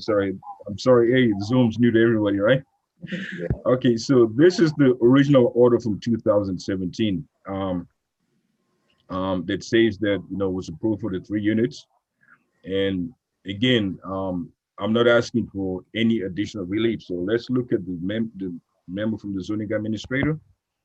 And this is the memo from the zone. Again, all this thing is online at the BZA case search file. So this is just, I just downloaded whatever was there so I can present to you guys. If you guys didn't have a chance to look at it, but you see, it's just a modification of the plans. That's all I'm asking to add a 3rd story. So if we look at this screen, we can see that the reliefs requested, I'm not requesting any relief because the 3rd floor is approved by matter of right. So if you see my variance deviation and my notes for relief required, I'm not asking for any relief. So it's not that I'm not going back anymore. I'm not asking you to do anything that I'm not supposed. All I'm asking is just the 3rd floor, which again, this was brought up, you know, back in 2017, and I was told that it was not an issue. So this is just my statement to the BZA. And as you can see, it's a properties in the RF1 zoning district. It's allowed up to 3 stories, 35 feet in height, but it's just a formality thing that I have to go through all this. This was presented to DDOT. And as you can see, the DDOT didn't have an issue. They're fine. There's no impacts or anything that's going to change beyond 3 stories. Then also, this is the OP report, Office of Planning. And they also approved the modification for the 3rd story. And these are the plans. Again, all this is all online, you know, so if somebody wants to look at them, there's just the case. So it's just a 3rd story. And it's like I said, there's quite a few 3rd stories, you know, in Trinidad. And it's just that I'm the only one that have to go to BZA to do a 3rd story. As you see, it's just a simple 3rd story addition. That's all it is. Okay. So I think we understand your request, and I want to make sure we leave time for questions. Okay. Commissioner Shropshire, did you have any comments or questions or? Thanks. So Mr. Davis, is it possible for you to show us like what this your building currently looks like now? Because I think there's a picture in one of the documents, I believe. Yes, let me hold on one second. Let me pull that up. Just 1 second. I pull that up. Hold on 1 second. I mean, I'm familiar with this case because I was the commissioner when he came to the BZA, but I was unaware that you were, well, I'm aware now, but I was previously unaware that you were seeking to modify to a 3rd level, but I understand that there is no special exceptions being requested, but I think it'd be helpful for us to just see what does it look like now. Yeah, just let me just pull that up. Hold on 1 second. Hold on, let me find the thing. Let's see the picture.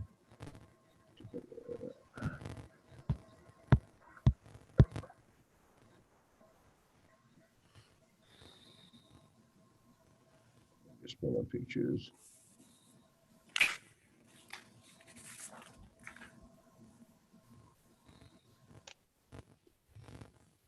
It may have been in like exhibit 5 or 3. I Yeah, can't here we go. remember. Yeah, here you go right here. This is it. I found it. So this is what it looks like right now. Can you see that screen? Yes. Okay. So this is actually the front, which the one with the blue door in the middle. And this is actually an aerial of the roof. Then also, I think this is just an aerial of the whole block, which is this one. And it's the second one from the bottom right corner.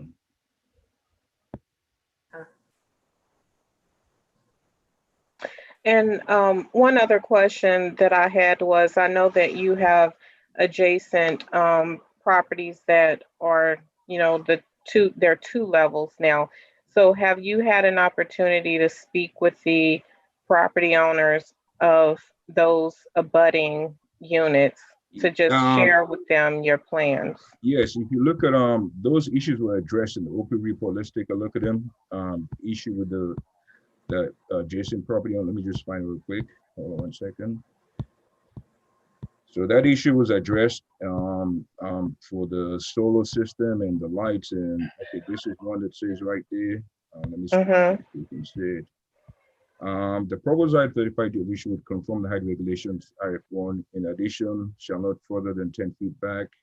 Let me find the one with the height. Okay, the proposed structure will not block the chimneys of the building apartments since the chimneys are located in the rear. So that's been addressed in the open report. Let me see. Also, the issue with the solar system. None of the building properties, there are no solar systems on the roofs of either building buildings. So there was not an issue with that as far as the light and the solar. So all these were addressed as far as concerns from the neighbors for DCRA, for the snow drift, and also for OP for the I guess the chimneys and solar stuff. But like I said, pretty much everything's been addressed in the OP report. As you can see, it's right there. Okay. Yeah. So I'll just open it up to the other commissioners if you have other questions. Okay. I don't. No questions. Anyone else? No. Okay. Commissioner Shropshire, did you want to make a motion here? Yeah, can we see if anyone that's attending have any, are there any comments or questions in the Q&A? No. Okay. So I'd like to move that we support Mr. Davis's request for a modification of his project. Do I have a second? I'll second it. Okay. It's been moved and properly second. I guess we could take a vote. Yes. So all the ayes? Aye. Aye. Any nays? Any abstentions? Okay, so the ayes have it at 500. Thank you. Thanks, Mr. Davis, for preparing to present all of this. Thank you very much for your time. Okay, so that's our last voting item on tonight's agenda. We had one more, actually. We added the Phelps Construction. Okay, yes. So let's move that to a voting item. So do we have Diana Halbstein here to talk about Phelps? I see you, and I will go ahead and put you to a panelist. And you should be able to share your screen with us whenever you are ready. Hi, how are you this evening? If you wouldn't mind, actually, I have a couple of other folks that are here with me this evening. Andrea Whittaker from DCPS as well is here. If she could raise her hand, we can promote her as well. And then a couple of from our from DGS and the construction side to help answer some questions too. Okay. Thank you. All right. And I think I've got everyone. Is that your whole team? We have a lot of I am Spartacus going on here. Yeah. It looks like yes, Andrea's here. Chris White is here, who's also got my name under his you name all there. can change your names now that you are panelists so that we know who you actually are. Yeah. Anyway, thank you very much for having us this evening. We wanted to just give a short presentation this evening about a small construction project that we have started on the field behind Phelps High School in that little complex. As I said, it's a very small installation of a handful of trailers to construct a modular school that's going to serve as a swing space for schools in wards 6 and 5 that are going to be undergoing modernizations over the course of the next 6 years. Again, I want to stress that it is not a permanent structure. It's going to be brought back down once it's served its purpose, and the field is going to be restored back to its original status and its original condition. Again, it's because of the size of the construction project, it's not going to drag out. It's something that we are in the process of starting right now in earnest, and will only last through the end of December, at which point school within school at Goding, which is a Ward 6 school, will be moving in. I'm going to share my screen, and I just have a couple of images, maps, and things like that to walk through with you. So let me just do that really quick. And does anyone else need screen sharing while you're working on that? I think that I'm the only person that needs screen sharing. These folks are just here to help answer any questions that we've got. Sorry, I'm having, show all windows. All right. Can you all see my screen? Yes. Okay, perfect. Great. So just a couple of slides here. This is just a quick map to give you a little bit of a sense of where we are putting this. I've got the satellite view over here as well as the standard map, whichever is clearer for you, but you can see Benning Road cuts down here towards the southeast, Maryland Avenue up going northeast, and here behind Phelps High School, sort of close to Charles Young building where, Two Rivers is currently located. This has traditionally been a little field that serves Phelps, and this is where we are putting this swing space project. You can kind of see a little bit of a better sense of this map here, what the exact parameters of that are. And also you can kind of see on this map as well how it's sort of set quite far back from neighboring houses. There's quite an extensive tree line here, as well as some fencing that keep it pretty separate and distinct as DCPS property, and not particularly close to neighboring homes. This is just a little bit of a more in-depth look at what we are putting here.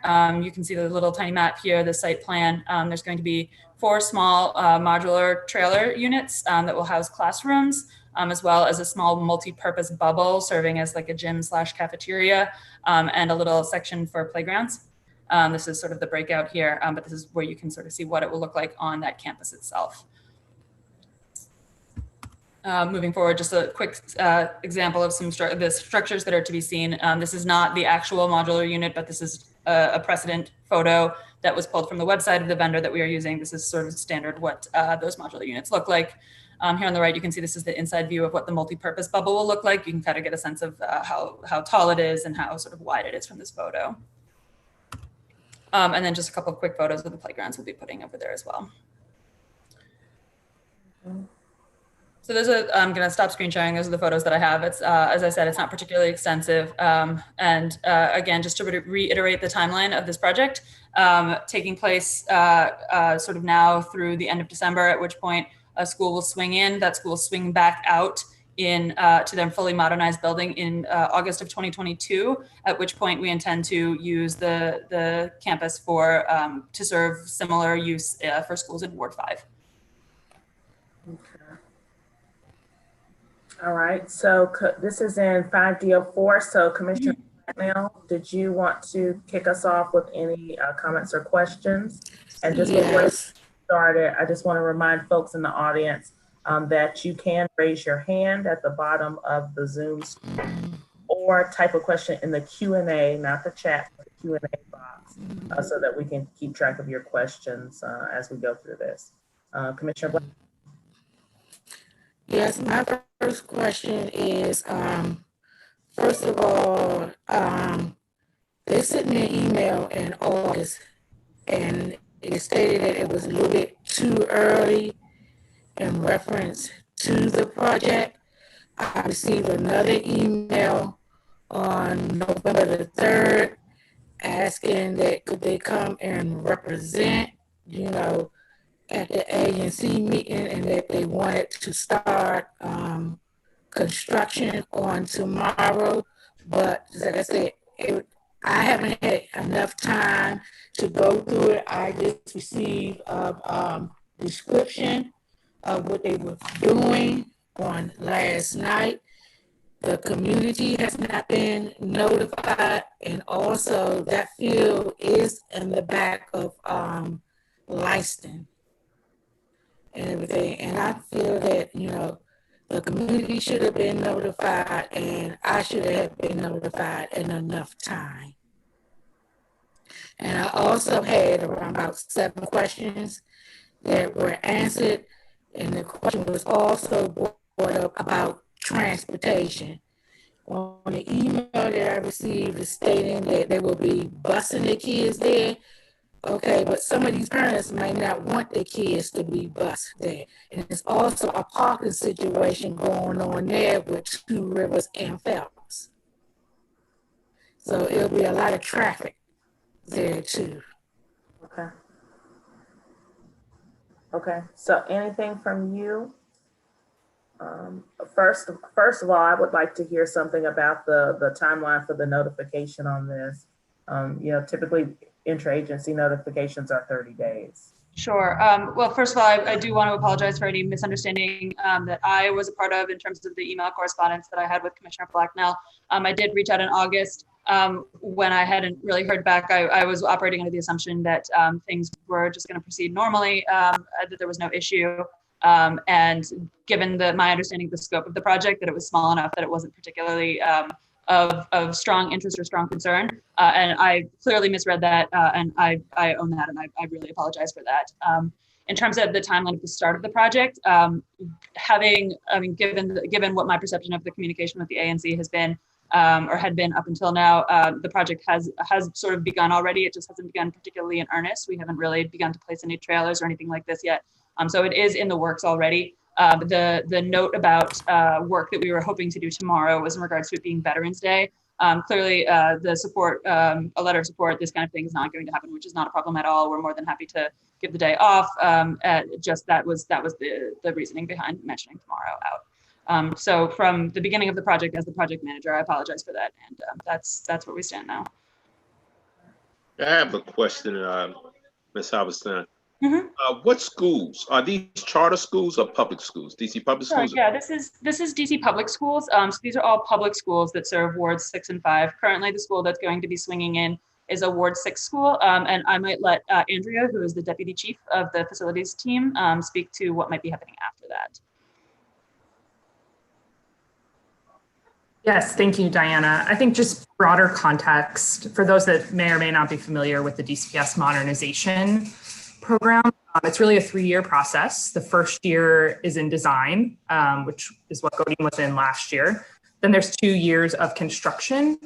And typically during those 2 years of construction, we like to move the schools off site. That's not always possible. And sometimes we do trailers on site. We have done that throughout the city. But typically, just to make it a little easier for the contractor and to keep the students safe and healthy, we do try to move them. We have quite a few buildings across the city that we do use as what we refer to as swing sites. So we have a building called Meyer in Ward 1 that we use, and we rotate schools in and out every 2 years. We have another building called Sharp Health in Ward 4 that we use.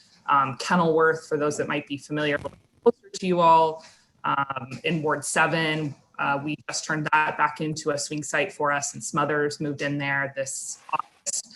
Unfortunately, we do not have an empty building that we have been using for swing sites in either Ward 5 or Ward 6. All schools are just occupied by full schools. So over the course of the last several years, we've sort of jumped around on how we are serving 5 and 6 schools. So you may have seen some trailers over on the field at Elliott Hine Middle School by RFK that served Watkins and most recently Elliott Hine. Those needed to turn back in to reconstruct the field really as at the end of Elliott Hine's modernization. And so we have constructed these fields to really allow, constructed these trailers to allow a new swing space for, again, Ward 5 and Ward 6 schools. Okay. Go ahead, Commissioner. What Ward 5 schools will be using the swing space? Brown is one of the next ones in the CIP, so very close to where the trailers are. Brown next door? Mm-hmm. Okay. Any other Ward 5 schools? Not at this time, no. And so Brown is up for construction next. They are, yes, they're currently in the CIP for FY23, I believe, yes. Okay. So those students will be walking over. There won't be a transportation for the Brown students. That's correct. Okay. Okay, that's all my questions. Okay. I just wanted to piggyback off of Commissioner Lee's question. Can you give us the schedule of schools that will be swinging into that space? So Brown, we have for FY 2023. What's the first school upcoming? Can you? Yeah, first school is school within a school at Godin. Okay. And when is that? That's the school that will move in January, this coming January 2021. Okay. Okay. And then anything? And then Brown would follow after that. Okay, so it's basically an every 2-year schedule. Correct. 2021 school. A 6 month behind. We would have normally wanted school within a school to actually move in this past August, actually. Okay. Actually completing their construction in 18 months instead of 2 years. Okay, okay. And then we don't have 2025 school selected yet. Or yeah, at this time we're just planning for the 2. Okay, and then is the plan to maybe not necessarily continue to use that space after the 2023? That's correct. We find that trailers, they last several years, but they will not, I can assure you, we will not have them up for, a crazy extended time. They just don't last for that long. Okay. I say hard and fast that after Brown, they would be gone. I think we are always reevaluating our swing sites. So happy to come back once we know a little bit more in the coming years. But at this time, we definitely anticipate probably 4 to 6 year cycle. Okay. I think we will go to a community question. And then if we have any additional questions or comments from commissioners, I didn't see anyone else unmute. So I'll go to a community question. Mr. Fraser Walton, you are able to speak at this time if you'd like to unmute yourself and share with us. Yes, good evening, commissioners. Thank you for allowing me to appear before you this evening, and congratulations to the new commissioners. My name is Fraser Walton, and I'm president of the Kingman Park Civic Association. And I am very concerned about the method in which DCPS has gone about, and I do accept your apology, Ms. Happerstein. However, we do follow the law in 5D as well. And one, as the chairperson has noted, there's a 30-day notice requirement. And as Ms. Blacknell has noted, she really wasn't given proper timing to inform the community. And that puts tremendous stress on not only my organization, but on the rest of the community, the Spingarn community. There are a lot of groups that are very concerned about what is taking place. And just as with Crummell School, and we certainly support the efforts of Crummell School because we're in a similar situation. We nominated the schools on the Hill as the educational center. We designed that concept. We took it forth to the DC government, and it's a 6-year process of thousands of hours of research, writing, and lobbying, and testimony. And so we've put a lot of time into it. And when someone encroaches or begins to encroach on a historic site, we're very concerned simply because the law requires that you also go before the historic board. And maybe you weren't aware of that, but because it's a historic site, unlike Elliott Junior High School, which gave you the right to go forth once you permits, you do have a historic site. And Two Rivers School is now being built on the site. We have a tremendous amount of traffic. Really, it's a Ward 6 school being served, which we would have preferred to see those trailers remain at Elliott to serve Ward 6 rather than Ward 6 being served in Ward 5. Now, I understand that you said that Brown is going to be served, but from the standpoint of DCPS, you all have failed. And you receive failing grades simply because Spingarn has been sitting there for years, and we have been begging to see that school renovated and brought back. And that would have been the ideal location to put tax dollars into that school rather than keep throwing away millions of dollars in trailers and temporary structures and then saying that they're only going to be there for a few years, but you're damaging the historic site. So with that in mind, we feel that it should be anything. Certainly you can't move forward now because it's a violation of the law. You have to go before the historic board. So you indicated a few moments ago that you're moving forward. You can't move forward. That's serious violation. And for that reason, we would ask the board not to vote in favor of you going forth until the community is properly addressed before the ANC commission and the public allowed to come before, because we've only known of this for a couple of days, as well as the historic board being advised of what is taking place. And certainly DCRA should have advised you of that. Thank you. Thank you, Mr. Walton. Any response from DCPS on that? Dan, I'm happy to start, and then maybe if you want to chime in. Yeah. I think we might need clarity from you, and I don't mean to be disrespectful, but I don't know that we feel that we are in any violation.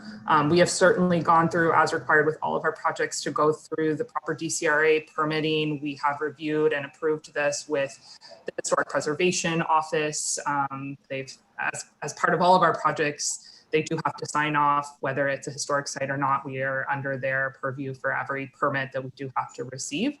So we have gone through all of that permitting process. So I'm not quite sure what you are referring to in terms of the 30-day notice. If someone could maybe follow up in an email and reference something in particular, that would be helpful for us. We would certainly want to go back and make sure we're not in any violation, but to the best of our knowledge, again, it's all over the city, we don't feel at this time we are in any violation. But if someone could reference, that would be helpful so we could just check. I'm sorry. Thank you. Yes. And I did hear you say that you went before the historic board. They have signed off on this. Is that what you're saying? Yes, that's correct. That's correct. Right. Okay. The Historic Preservation Office has signed off on it. We went through the Department of Energy and Environment as well. We went through the Urban Forestry Division with the DDOT and get their approval as well. So we went through all the proper measures and acquire the permit through DCRA. And Historical Preservation Office, that was one of our main first contact that we reached out to, because we want to make sure that this does not have any effect on the historical preservation in the surrounding areas. But Sorry, you did not. Just for clarity, this is Scott Lee from DGS, who is the project manager representative from the Department of General Services who's working on this project. Yeah, I'm sorry. My name says Diana Halbstein, but Yeah, sorry, it's Scott Lee. Okay. But you did not give official 30-day notice to the ANC. No. So this is my question to clear that up here. So I keep hearing from both Commissioner Blacknell and whoever the real Diana Halbstein is, that there was an email in August. What was the August email? I think that's the question here. Was it hi, how are you doing? Or was there some notice of the plans and the request? I'd be happy to forward that along to everybody that's of interest in this meeting. I can do that right now if you'd like. Yes, so if you could do that. I have a copy of it today. I Okay. have a copy of it too. Okay, so if you could actually do that right now. Sure. I think I'd like to see that. Yes. Personally. Absolutely. Is there a request here for a vote to support anything? Or is this now an informative presentation? So our intent this evening was to come as an informative presentation, since our understanding of the project has been that it's on DCPS property, quite set back. We've done our due diligence, at least with BZA and the appropriate the appropriate agencies on that end. Clearly, there's some question about whether or not we went forward in the right way with the ANC. I know that Commissioner Blacknell is the one who is calling for a vote, and so I would defer to her in terms of what she would like. Okay. So then before I get back to you, Commissioner Blacknell, if you could email that correspondence to 5d@anc.gov. That's the email address for the overall commission rather than any Sure. individual. There's also somebody dropped in the chat here a handful of email addresses. Should I email a copy all of those ones as well, or just 5d@anc.dc.gov? 5d@anc.dc. Sure. So that would be helpful. You're not requesting a vote, but I do want to hear from Commissioner Blacknell as to whether you have a request for a vote at all. No, I do not have a request for a vote until further notice. So maybe we can have a special meeting next week if it's possible. Once you receive all the information, I'll share my information with you and they can share their information with you. Well, would we need to, I don't think we would need to have a special meeting. I think we would just, this isn't a voting item anymore because the whole point of this voting item was that you guys wanted a special permit for tomorrow to work on a holiday. And it seems like that request was withdrawn earlier during the meeting. So that's not an item to the table for a vote next time. So this has just become an informative meeting as to what the plans are here. And then we would move forward. Do you guys have any upcoming hearing dates or anything in the works in terms of permits that we should be aware of? Excuse me, I'm sorry, I'm typing these email addresses into I'm trying to here. I might defer that question to Scott or Chris, who are our project managers on the construction side, while I send this along. Yeah, I don't think there's anything else coming up. There is Scott got the design side on underneath the DGS, and the building permits themselves are going through the coordination with DCRA. I'm not sure if there's anything voting wise or anything Chris, like just that. to chime in, those building permits are for the actual school construction, which would be in a different ANC. That's the No, we have building permits for these temporary trailers. Yeah, Okay. we have to get building permits for these temporary trailers. Do y'all have the building permits? I'm sorry? Do y'all have the building permits now or y'all waiting for them? We have enough to cover under the B-Civ to set the trailers. And then as we get the building permits done, we can do our final terminations, connections, and set it up for the certificate of occupancy. Okay, well, as the ANC commissioner for 5D04, I would like to get a copy of that, please, for my record as the ANC commissioner for that area. Okay. Just to make sure I heard that correctly, you're asking for the copies of all the permits? Yes, sir, because Okay. I'm the ANC commissioner for that area. Sure. Okay. Thank you, sir. I do want to step in though when we were speaking with Diana. We will, based on DGS and DCPS's schedule that they've given us, we would like to request an after-hours permit to be able to run our second shift till 10 or 11 o'clock at night. Because what happens is with these trailers, we have 43 trailers coming in, and we're going to be setting with our mechanical guys, the plumbers. They're going to be coming in at 2 o'clock to work till 10 o'clock to do all their connections while the crane and all the trailers are brought in during the day. Okay. And what will be the dates for that request? As soon as I can get it through the new year. We have to have everything in place, by the end of the year.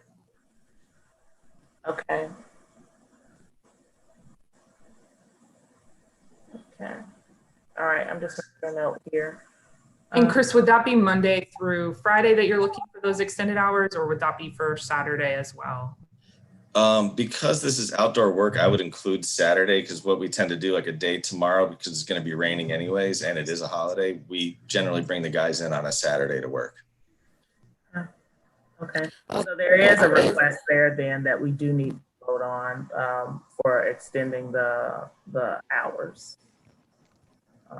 So Commissioner Blacknell, do you have any questions on how you'd like to move forward there? Any comments? They don't have a schedule yet, so I would like to see the schedule. And I would like to point out, just like I said, behind the field is Langston, and there's a lot of senior citizens there. So the cranes will be done during the day, and what will they be doing at night? My intention is to set up light plants that are actually towards the property line to the south and the west towards the residential areas, focusing back towards the project.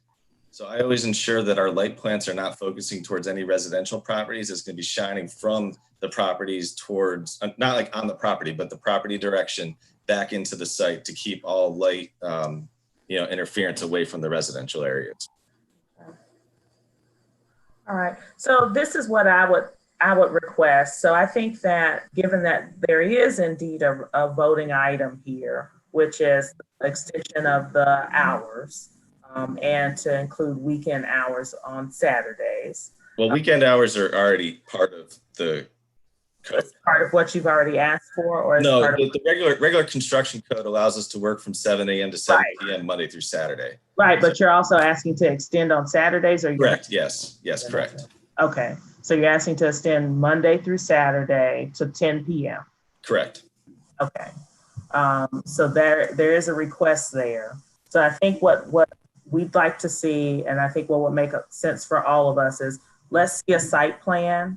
I think we saw some of the map there, when you were sharing your screen. And let's table this so that people actually have a chance to look at that. And then we vote on that in December. And that will be early December, so it would at least give you a month of extended hours. Can I throw something in there? Is that what's going to happen, and Diana and Andrea, you can tell me, and Scott, that I'm going down the wrong way, but it's going to come in at the district mayor's office, and everybody's just going to tell us to go ahead and do it and get the after hours permit, because we can't wait. Right. The district hired us too late. So this is, I'm not trying to, cause, make any waves. Yeah, no, Chris, I appreciate that. I mean, he is under the gun. Let's give the commission, let them have the plans, give them a chance. Well, I'll share whatever digest it a little bit, and we can circle back with you guys. Yeah, I think that's the best that I can do for you in terms of how the commission can move forward. Whatever other agency, however they want to move forward, that's up to them. But I can't ask people to vote for an extension on something that they didn't even know until, let's say 3 minutes ago was even. Sure. Yes. No, and I appreciate the consideration going forward. I did just circulate the emails that you had requested to those email addresses that were called out, and I can follow up with Chris, and I will circle back around, and we can follow up with site plans and some more detailed information for you. Okay. All right. That sounds good to me. And we'll just work together that way. And whatever other agencies decide to do, that's what they'll do. I think we thought the request coming in was for holiday hours, and now it seems it's for extended hours. So, we want to give folks a chance to actually take a look at it. Sure. Okay. All right. Thanks so much. Anything else from any of the other commissioners on this before we go ahead and move to additional presentations? Okay. All right. Hearing nothing, we'll go ahead and move forward. Thank you guys so much. Thank you for your time. Much appreciated. Thank you very much. So we have Zachary Parker from the Ward 5, our Ward 5 representative on the State Board of Education here with an update for us. So that's timely, considering the topic we were just discussing. So if you could go ahead and share your update with us. Awesome. Thank you all for having me. It is a timely discussion, and Mr. Walton, who mentioned the old Spin Garden building, just a point of information, in this last budget cycle, the mayor did allocate $52 million for the renovation of Spin Garden. So you should, in the coming year or years, that renovation happening, and Spin Garden will be the site of DC's new Innovation Academy. So I share in your concern about the current status of that building, but knowing that that is coming is a great positive benefit to the community. I want to be mindful of time. I just wanted to come to share as a point of information the 3 things, and then I'm happy to answer any questions people may have around school reopening. I know that is top of mind for a lot of families, especially those with little ones who are trying to work as well as make sure their children have everything they need for their education. So in the chat, what I'm sharing are 3 resources. The first of which is just my last newsletter that has a point of information around various happenings at the council as well as the State Board of Education.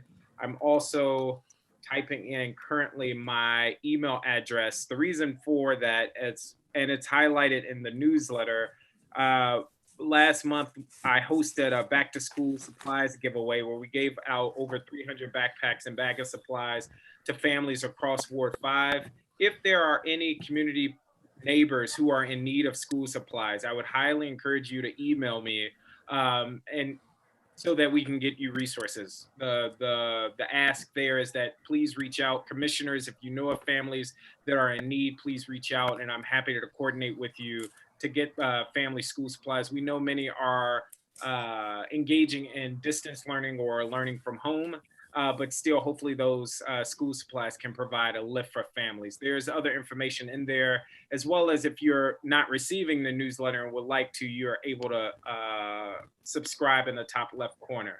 The second thing I wanted to come knowing that this is a difficult time for a lot of families is just to highlight an opportunity for child care assistance for families that meet the financial criteria. I just added a link to the OSSI page that provides that information. In short, the district is providing subsidized child care for some families that are in severe need that would be free child care during the pandemic. So I would highly encourage families to check that out, or commissioners to distribute that information to those who may be in need. And then last but not least, I wanted to just highlight an effort that I'm currently working on with my predecessor, Mark Jones. We are launching the Ward 5 Education Trust, which is going to be an organization, an entity that will raise funds, resources for schools like Brown, like Spingarn and others, and distribute those resources to support school communities in improving student achievement. And so in the chat, and I know a lot is coming, but that's the last link I promised. You'll see a registration for an informational meeting that we're gonna host on the 19th. If you are interested in learning more or being a part of a governing board for this Ward 5 Education Trust, I would highly encourage you to come out to learn more. But the hope is that it would officially launch in the top of the coming year. And I will just end by just speaking to the reopening, which I know many may have heard about. DCPS was slated to and by reopen meaning have hybrid options. Currently, the majority of DCPS students are learning at home through virtual learning. We know that's not working for a number of our students. We know that all families don't have the same resources. We know that there is an academic dip. All of those things are fact. DCPS was planning to bring students back online November 9th, yesterday. That plan fell through when DCPS canceled their reopening plans. And you may have heard in the news, there's a back and forth between the workforce through the teachers union and DCPS.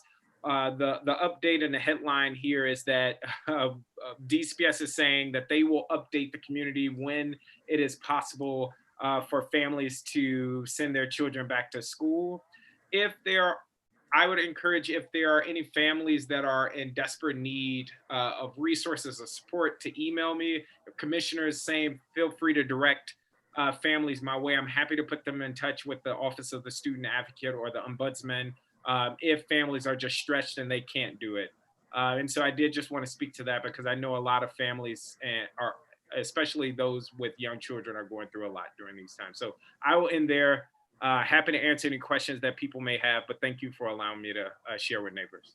Yeah, thank you. I thought that was a great update, and I really appreciate a lot of the work that you've been doing, especially around children who need additional support and resources. So I think that was some excellent work, and I wanted to thank you for that. Thank you, Commissioner. Yes. Just a reminder for the audience, if you have any questions, as you know, all those of you are hanging in with us in the 9 o'clock hour, you can type your question in the Q&A, or you can use the raise hand feature to raise your hand.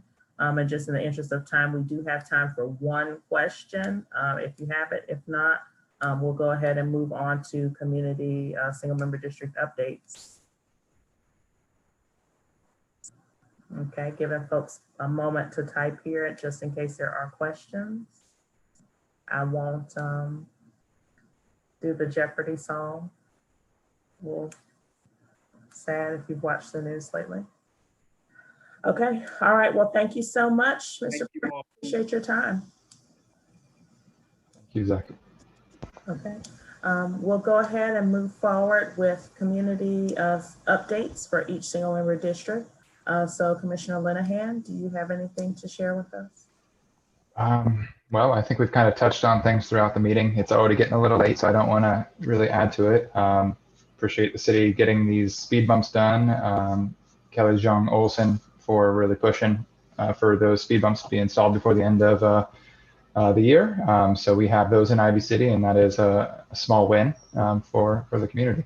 And as Silas had hinted at earlier, there is a suggestion that there would be some basketball courts put at the Crummell School site soon. So excited and very anxious to see the kids actually playing on at the Crummell School site. So okay, that's all I really have.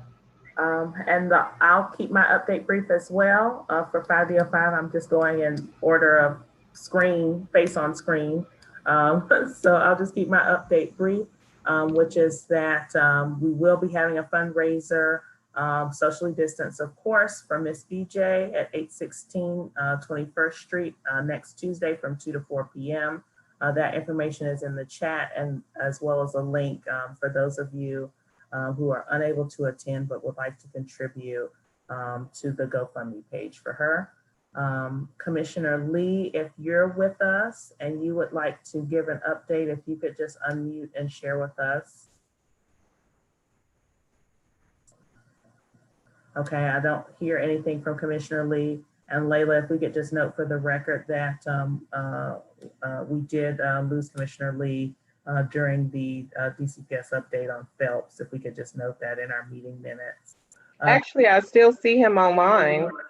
Yes, I see him there, but I think he had to step away. I know he's having. Oh, okay. Yeah, he had a death in the family, so you know, he's had several of those lately. So we wanted to give him some personal time. Commissioner Blacknell, if you could share with us if you have a neighborhood update. If you could unmute to share with us. Do you have anything? Okay, we'll go ahead and move to Commissioner Shropshire. I do not have anything, thank you. Okay, all right, well, thanks so much. I move that at 9, oh, well, let's give an opportunity for any community members. If you have anything that you would like to share, now is your time as a community member. I do see Linda Bernoulli. Linda, you're able to speak.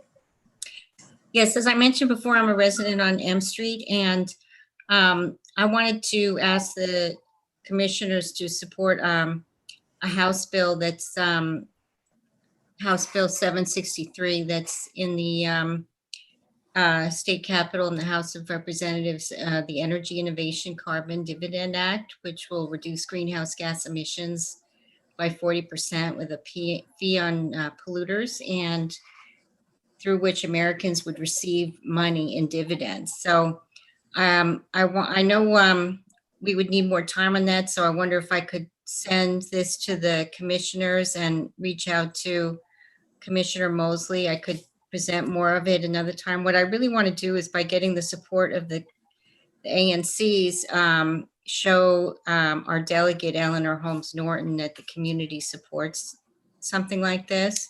That we need to be more ambitious in fighting for a healthy climate for future generations. And so by getting ANC support, you know, get her support behind this. There's definitely a lot of support already from Maryland and Virginia, but we want our delegate also to get behind this. So, so to keep the time short now, should I send this to Commissioner Mosley, So Motley, and see if would be to send it to the overall commission, and that address is 5D as in dog at nc.dc.gov.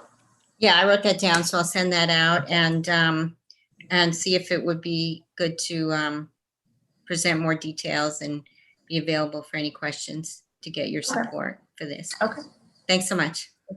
Thank you. And do we have anything else from a member of the community? I don't see any additional hands raised. Spoke too soon, Josh Kramer. And then we have one more item after your comments. Go ahead. Can you hear me okay? Yes. Okay.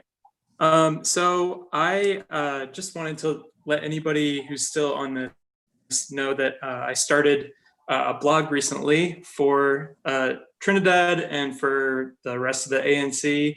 And it's just kind of a local news site. It's a little bit better than Nextdoor, and I'm trying to keep tabs on what's going on. So if anybody's interested, you can find it on Twitter and on districttrinidadian.blogspot.com. And yeah, I'll see you on the internet. Thanks.